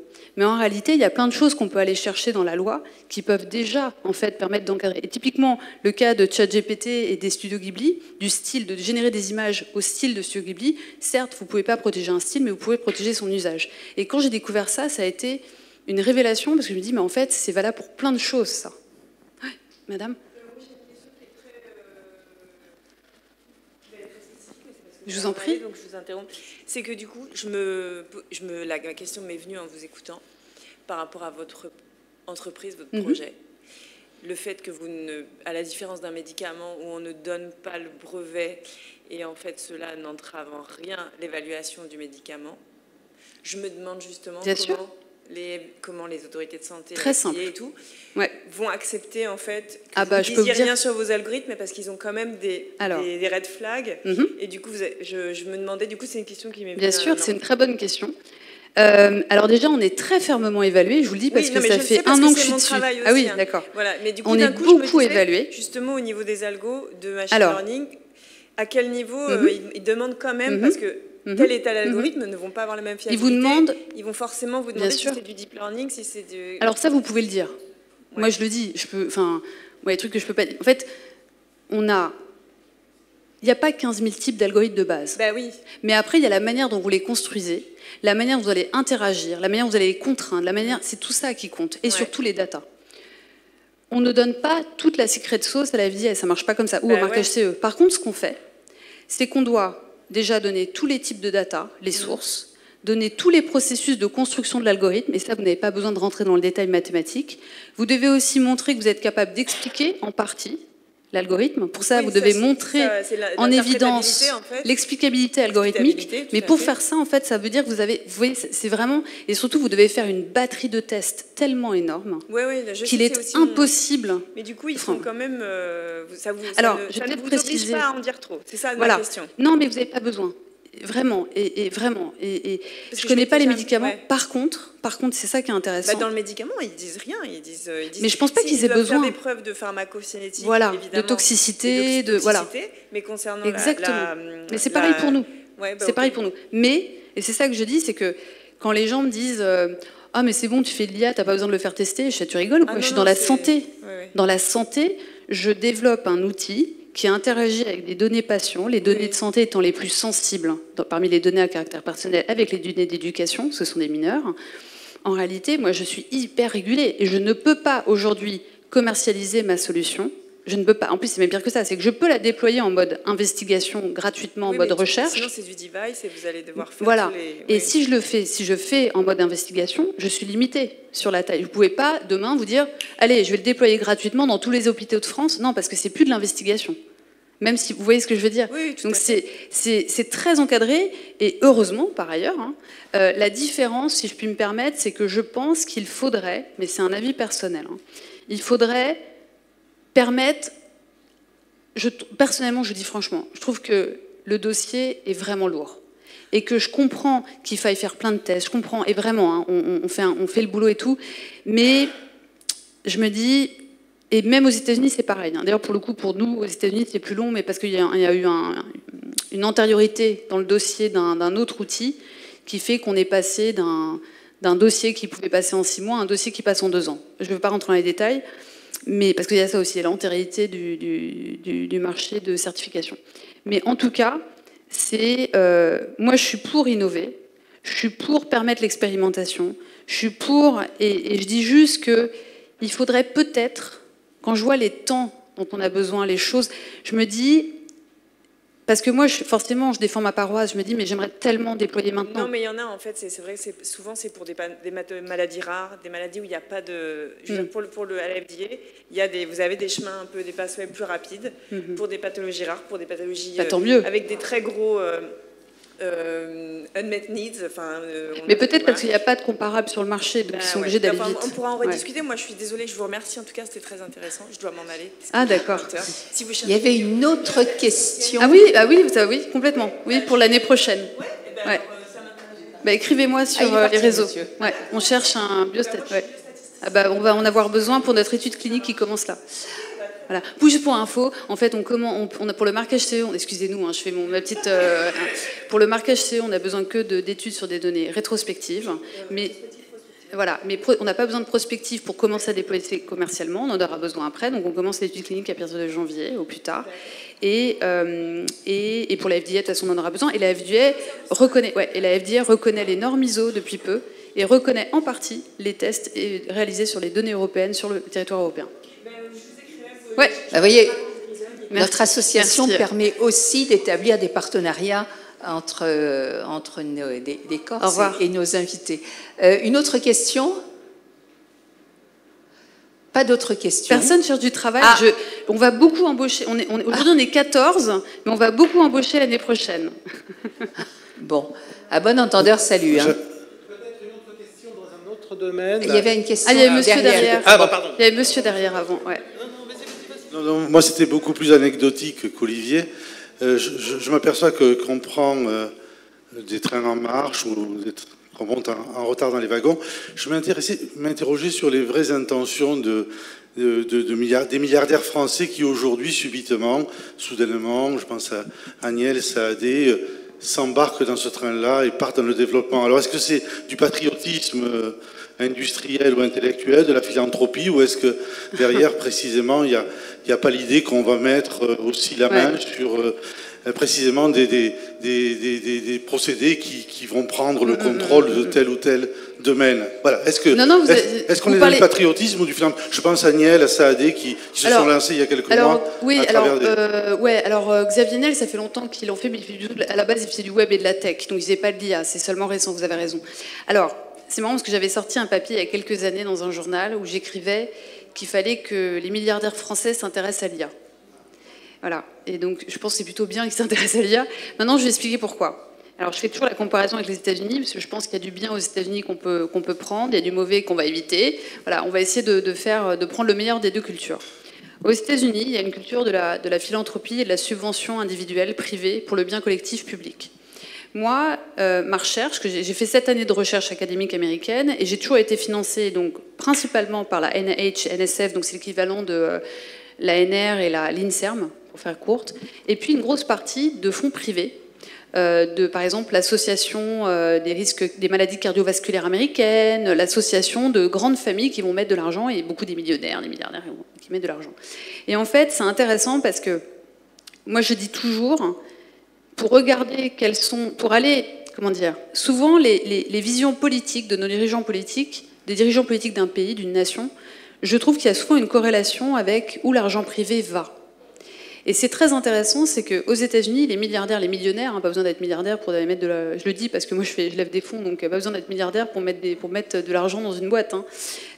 Les millionnaires, même les milliardaires, millionnaires, investissent énormément dans l'IA depuis très longtemps. Et en fait, en France, ça n'arrivait pas. Et je trouvais ça dérangeant. Alors moi, je trouve ça génial parce qu'on a la chance d'avoir des millionnaires et des milliardaires qui vont aller financer plein d'autres choses, qui vont financer des choses dans le domaine médical, qui vont financer dans l'art, et c'est formidable, et heureusement qu'ils sont là pour aussi soutenir le patrimoine français. Et puis je trouvais qu'il y avait un décalage par rapport à l'IA, et pour moi, je me disais, ils ne doivent pas comprendre que c'est maintenant qu'il faut le financer, et que le financement va venir de l'État et va aussi venir des investissements privés. Il faut les deux. Et par ailleurs, si je veux aller jusqu'au bout de la réflexion, moi-même, ayant levé de l'argent auprès de privés et d'institutionnels, parce que j'ai fait une première levée de fonds il y a 2 ans, j'ai réalisé que l'État français prenait plus de risques que le privé. Privé au sens individuel, hein, pas individu, pas au sens une boîte. Forcément, vous prenez une boîte comme Thales, ils investissent énormément, ils sont visionnaires.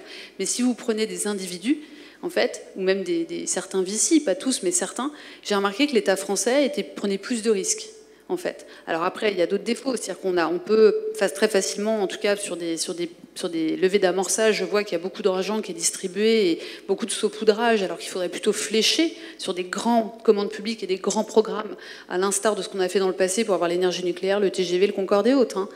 Hein. Il faut arriver à flécher l'argent davantage, mais je reconnais, voilà, je trouve que l'État français, souvent on tape sur l'argent public, pour le financement des startups, de la recherche. J'ai dit, vous savez, c'est peut-être eux qui prennent plus de risques aujourd'hui. Et je pense qu'il faudrait qu'on ait autant de risques pris des deux côtés. Et c'est là où, voilà, je vois pas ça d'un mauvais œil. La seule chose que je me demande, et c'est là où votre question est justifiée, c'est de dire, pourquoi maintenant ? Et c'est là où votre question a du sens. Et je ne saurais pas répondre à leur place. Mais moi, ce que je veux, c'est qu'ils investissent encore plus. Parce qu'ils auront compris ce qui va créer le différenciateur social et économique de leur nation, de la nation dans laquelle ils vivent.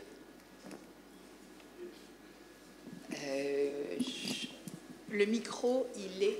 Ah, vas-y. Et monsieur d'abord, non. Ah.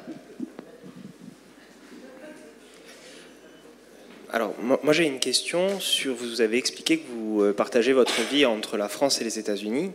Et je m'interroge sur la réaction de la société civile justement aux usages de l'IA comparativement entre les États-Unis et la France. Parce que j'ai l'impression, je ne vis pas aux États-Unis, mais j'ai l'impression en tout cas qu'en France, on a une approche un peu sceptique ou en tout cas prudente sur les usages de l'IA. Le titre de votre conférence en dit long, hein, comment garder le contrôle, ça sous-entend qu'on est en train de le perdre. Et donc du coup, quelle est votre analyse par rapport à cette approche? Et ensuite, j'avais une deuxième question qui est un peu indirectement liée, c'est sur les biais algorithmiques. Finalement, l'intelligence artificielle a tendance à répéter nos biais sociétaux. Les décupler. Les décupler, tout à fait. Je pense notamment aux algorithmes qui avaient été utilisés par Amazon dans le recrutement. Ah oui, qui n'embauchaient que des hommes. Tout à fait. Donc du coup, voilà, ma question est finalement ces biais algorithmiques, est-ce qu'aujourd'hui, qu'est-ce qui est mis en place pour essayer de les... Alors je vais répondre à la première d'abord, c'est vraiment deux questions différentes. Alors la première, déjà je ne peux pas parler au nom de l'Amérique, puisque l'Amérique c'est grand. Moi j'habitais dans des États, j'habitais la Pennsylvanie, le Massachusetts, New York et LA, et la Californie, qui ne sont pas les États qui sont les moins bien lotis en termes d'éducation. Bon. Parce qu'on a une belle éducation publique, on paye beaucoup d'impôts, mais on a une belle éducation publique. Parce qu'en fait, vous avez deux types d'impôts aux États-Unis. Vous avez l'impôt que vous payez pour l'État fédéral et l'impôt que vous payez pour votre État. Donc il y a des États où il n'y a pas d'impôt sur le revenu, par exemple, mais pas d'hôpitaux publics. Voilà, on ne peut pas avoir tout avoir. Donc je ne peux pas parler au nom des États-Unis entiers. Ce que je peux vous dire, c'est que je pense qu'il y a de la défiance, de la méfiance des deux côtés, de l'adoption aveugle des deux côtés. La grosse différence, c'est que, contrairement... Vous savez, le système d'éducation à l'américaine est en partie cassé. Alors certains disent que c'est pareil en France, mais je crois qu'ils ne réalisent pas ce que c'est aux États-Unis. Parce qu'aux États-Unis, on n'a pas de référentiel commun appliqué, on n'a pas de budget commun.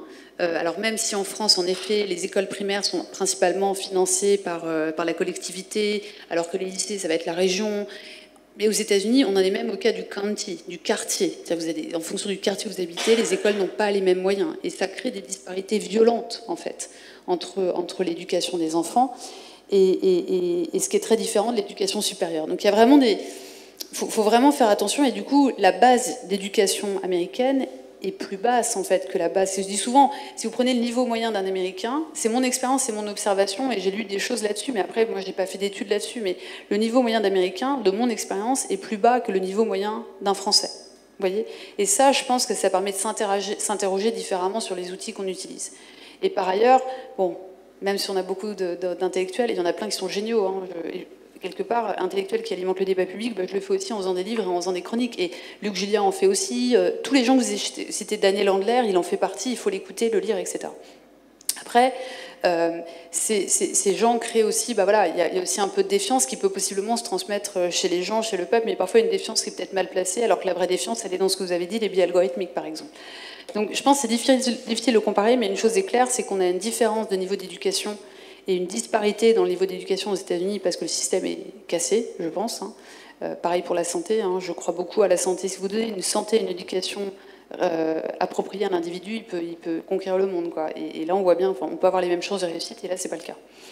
Maintenant, concernant les biais algorithmiques, vous avez entièrement raison. Les algorithmes étant entraînés sur des jeux de données, ces jeux de données peuvent possiblement embarquer des biais. Soit ce sont des biais qui n'existent pas dans la société. Je donne un exemple, je vais donner un autre exemple. Quand, par exemple, vous allez entraîner un algorithme à identifier un visage, si vous ne donnez que des photos de personnes blanches, il y a peu de chances qu'il sache identifier une personne de couleur. Or, dans la société, on a une diversité de teintes de peau qui fait que le jeu de données n'est pas représentatif de la réalité. Après, vous avez d'autres cas où le jeu de données embarque un biais qui est présent dans la société et contre lequel il faudrait plutôt combattre au lieu de le décupler au sein des modèles. Vous parliez d'Amazon en 2019, donc 2018, pardon, novembre 2018. Amazon avait, et j'ai trouvé que c'était pour le coup vraiment bravo Amazon, ils ont parlé publiquement d'une erreur qu'ils ont commise. Ils avaient développé, entraîné un algorithme pour aller sélectionner les CV pour un job d'ingénieur en informatique, en sciences informatiques chez Amazon aux États-Unis. Et leur algorithme, ils l'avaient entraîné sur toutes les embauches du passé chez Amazon pour ce type de poste. Et ils se sont rendus compte que l'algorithme écartait systématiquement les CV de femmes. Et en fait, ils ont compris pourquoi. C'est que l'algorithme étant entraîné sur les embauches du passé, et il y avait quasiment que des hommes, l'algorithme n'a fait que prendre la représentativité statistique des embauches du passé et donc créer ce qu'on appelle une condition systématique de recrutement. Parce qu'en fait, c'est ça ce que fait l'algorithme. Et ce qui est intéressant, c'est que ce que j'ai beaucoup aimé, c'est qu'ils ont parlé publiquement de leur erreur et que ça fait partie de la gouvernance. Je pense qu'on devrait parler publiquement de nos erreurs et dire comment les a rectifiées. Et là, typiquement, vous avez raison, c'est-à-dire qu'il y a des gens qui me disent « Mais Aurélie, c'est pas un biais, c'est la représentation de la société. » Je dis non, parce que là, tu transformes une représentation biaisée, un biais qu'il faut combattre, une discrimination qu'il faut combattre, et qu'on inclut dans un modèle qui va décupler ce biais et qui, du coup, va, premièrement, empêcher la société d'évoluer. Deuxièmement, peut-être faire ressortir des biais de données d'il y a 10 ou 20 ans. Vous parliez d'Amazon, il y a eu aussi Apple Card en 2019. Ils avaient acheté un algorithme à la banque Goldman Sachs, un algorithme qui estimait les lignes de crédit qu'avait droit un individu, donc c'est aux États-Unis, il n'y a pas de crédit en France, mais aux États-Unis, en fonction de ses revenus, de son historique de crédit et de ses conditions fiscales. Et en fait, ils se sont rendus compte, en l'occurrence, c'est un ancien l'ancien cofondateur d'Apple, Wozniak, qui s'est rendu compte que sa femme et lui avaient le même historique de crédit, ils ont tout en commun, ils avaient le même revenu, lui avait 20 fois plus de crédit que sa femme, ce qui n'est pas normal. Et en fait, ils se sont rendus compte que l'algorithme ayant été entraîné sur les revenus et les conditions fiscales d'il y a 10-20 ans des femmes, alors il n'y a pas que ça, mais il y a une des raisons, c'est ça. En fait, l'algorithme n'a fait que traduire une représentativité statistique du passé où, en effet, il y a 20 ans, les femmes gagnaient moins. Mais heureusement, grâce à l'émancipation économique des femmes, on gagne plus. Sauf qu'à cause d'un algorithme comme ça, on va diminuer notre capacité de crédit et donc d'endettement pour éventuellement recouvrir et faire du capital et donc du patrimoine. Donc en fait, c'est intéressant parce que... Alors, il y a des gens qui m'ont dit « Mais c'est facile, Aurélie, t'enlèves le genre. Tu dis pas si c'est un homme ou une femme. » Grave erreur. Même si vous enlevez le genre, le sexe, vous enlevez femme ou homme, votre genre est inscrit indirectement dans votre métier. On a des métiers genrés. Moi, à mon niveau, dans mon domaine, on est, sur tous les gens avec plus de 15 ans d'expérience dans mon domaine, on est 5% à être des femmes. Donc, en fait, statistiquement, pour un algorithme, je suis un homme. Vous voyez ce que je veux dire? Donc, c'est il faut faire très attention à ces outils. Et il y a des manières de l'éviter.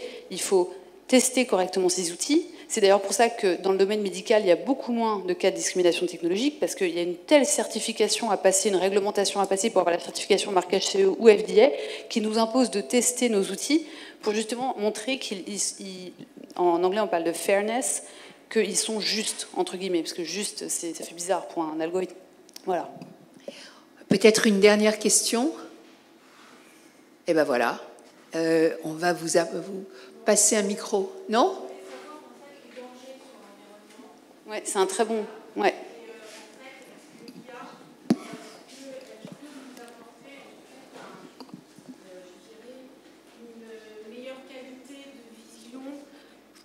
Une meilleure qualité de vision pour tous les problèmes de l'environnement. Voilà. Alors, vous avez raison. Alors, déjà, l'impact sur l'environnement. L'impact environnemental d'un modèle d'IA, c'est sa construction et son fonctionnement dit en inférence. Sa construction, pour créer un modèle, il faut qu'on aille collecter des données, qu'on les transporte, qu'on les stocke, qu'on exécute l'entraînement qui est un calcul d'optimisation, qu'on valide, etc., et qu'ensuite on fasse fonctionner. Et il y a encore des transports de data et d'autres. Donc ça inclut des capacités de calcul, bien évidemment, pour stocker et transporter, mais aussi exécuter ou entraîner. Mais ça implique aussi l'utilisation de matières premières pour aller créer des serveurs, des câbles, des grosses machines, etc. Aujourd'hui, on sait que les modèles qu'on utilise, en particulier les larges modèles, en fait, l'impact environnemental est directement lié, mais il y a plein d'autres paramètres, au nombre de paramètres du modèle et le nombre de paramètres d'inconnus identifiés du modèle, qui va être directement lié au nombre de data aussi qu'on va devoir collecter, et puis aux capacités de machine. Mais ça ne prend pas tout en considération. Ça ne prend pas en considération les matières premières, ça ne prend pas en considération tout le transport de données diversifié. C'est plus compliqué que ça. Et donc, en fait, vouloir mesurer strictement l'impact environnemental d'un modèle, à mes yeux, n'a pas de sens. Par contre, et c'est ça qui est intéressant, faire une analyse comparative des modèles est intéressant. De dire que, d'ailleurs, c'est tourné un peu comme ça dans la loi européenne, c'est de dire, on ne peut pas mesurer strictement l'impact environnemental d'un modèle. Par contre, ce qu'on peut dire, c'est que ce modèle, par rapport à un autre, impacte moins l'environnement, pour plein de considérations, pour peut-être une perte de précision de 3-4%, ce qui n'est pas très grave pour ce qu'on fait. Vous voyez ce que je veux dire? Donc ça, c'est déjà en place. Deuxièmement, alors ça, je réfléchis beaucoup. Vous avez raison, l'IA aussi permet, on n'en parle pas assez, permet de comprendre des phénomènes environnementaux, des catastrophes naturelles, permet de les prédire, etc. etc. L'IA va permettre aussi de développer des nouveaux types de matériaux en faisant des tests in silico de plein de types de molécules à l'échelle nanoscopique, voilà, pour aller en dessous du nanomètre pour le coup, parce que lors de l'angstrom, il y a plein de types de matériaux à l'échelle nanoscopique ou microscopique pour aller justement créer des matériaux plus écologiques, qui vont moins utiliser d'eau, enfin, des choses comme ça. Donc il y a aussi l'IA qui peut aider. Mais c'est vrai que souvent je dis que l'enjeu d'aujourd'hui, c'est l'énergie. Parce qu'il y a tellement besoin d'énergie pour faire tourner certains types de modèles que clairement, la barrière va être la barrière énergétique. Et étrangement, je me dis que dans certains domaines, le domaine du langage qui utilise des transformers qui vont utiliser beaucoup d'énergie, je ne peux pas rentrer dans les détails, mais ça consomme beaucoup d'énergie parce qu'il y a énormément de paramètres, il y a des milliers de milliards de paramètres à identifier. On risque d'avoir à un moment donné, je ne serais pas étonnée, mais c'est une réflexion, je ne peux pas vous dire que ça va arriver, je ne serais pas étonnée qu'à un moment, on ait un palier dans l'évolution, non pas qu'on ne soit pas capable de faire des problèmes plus gros, c'est que énergétiquement, on ne va pas pouvoir, on n'aura pas l'énergie, ou ça reviendra trop cher. Ce qui est déjà le cas par ailleurs de certains modèles, et c'est pour ça que des sociétés comme OpenAI sont passées de sociétés non lucratives à une société lucrative, un organisme non lucratif à une société lucrative, parce qu'ils ne pouvaient pas s'en sortir. Financièrement, c'est trop cher, parce que l'énergie, en fait, c'est ce qui coûte le plus cher dans ce cas-là. Donc en fait, on va avoir un palier. Et ce qui pose une deuxième question, c'est qui possède l'énergie dans le monde, qui va pouvoir la vendre, est-ce qu'on est aligné avec les valeurs des nations qui peuvent nous fournir cette énergie, etc., etc., etc. Donc il y a un vrai enjeu politique, pour le coup, et géopolitique lié à l'énergie, propre à la manière dont on va développer ces modèles. Mais par ailleurs, et c'est pour ça qu'il n'y a pas de fatalité, c'est pas oui ou non l'IA vis-à-vis de l'environnement, c'est quel type d'IA, pour quel type d'application, et dans quelles conditions. Et typiquement, c'est vrai qu'en parallèle, il y a plein de gens qui travaillent sur plein de sujets de recherche pour aller répondre à ces choses-là, comme par exemple des nouveaux modes de transport de l'énergie. Moi, j'ai un de mes anciens directeurs de recherche à Boston, qui s'appelle le professeur John Janopoulos, dont le premier thésard a eu le prix Nobel de physique. Pas lui, mais moi je lui dis toujours, un jour, John, tu auras le prix Nobel de physique, j'y crois. Et en fait, John, il a travaillé sur une nouvelle technique, entre autres, de transport de l'information par la lumière. Ça prend très peu d'énergie et on peut transporter beaucoup plus d'informations, de data. Il y a des gens qui travaillent là-dessus. Il y a des gens qui vont travailler sur des nouveaux types de batteries ou des nouveaux types de serveurs ou encore dans le transfert de toute la chaleur créée, au lieu d'aller chercher à refroidir un serveur, de réutiliser la chaleur pour aller chauffer des piscines. On a ça à Los Angeles. Où on peut, je ne suis pas pour un solutionnisme technologique, attention, hein, mais je pense qu'il faut aller chercher dans toutes les directions. Un certain comportement, un choix de modèle, pour certains types d'applications, voilà. Mais c'est un vrai travail. Et pour le coup, je pense que l'enjeu, il est là aussi. Et c'est pour ça que je dis souvent que les vrais enjeux aujourd'hui, c'est discrimination technologique, environnement, et tout ce qui est lié au social et sociétal, le travail, la transformation des métiers, la formation toute sa vie, le droit à une formation, le fait de réguler et d'encadrer le travail, le micro-digital labor, le fait de travailler des gens à l'autre bout du monde, de ne pas recréer de la précarité à l'autre bout du monde pour faire fonctionner des modèles chez nous, etc., etc. Et tout ça doit être approché et ne pas arrêter de parler d'une extinction de l'espèce humaine dans 100 ans, mais plutôt de parler des vrais enjeux d'aujourd'hui. Voilà. Merci beaucoup Aurélie Jean d'avoir accepté d'être des nôtres. Merci.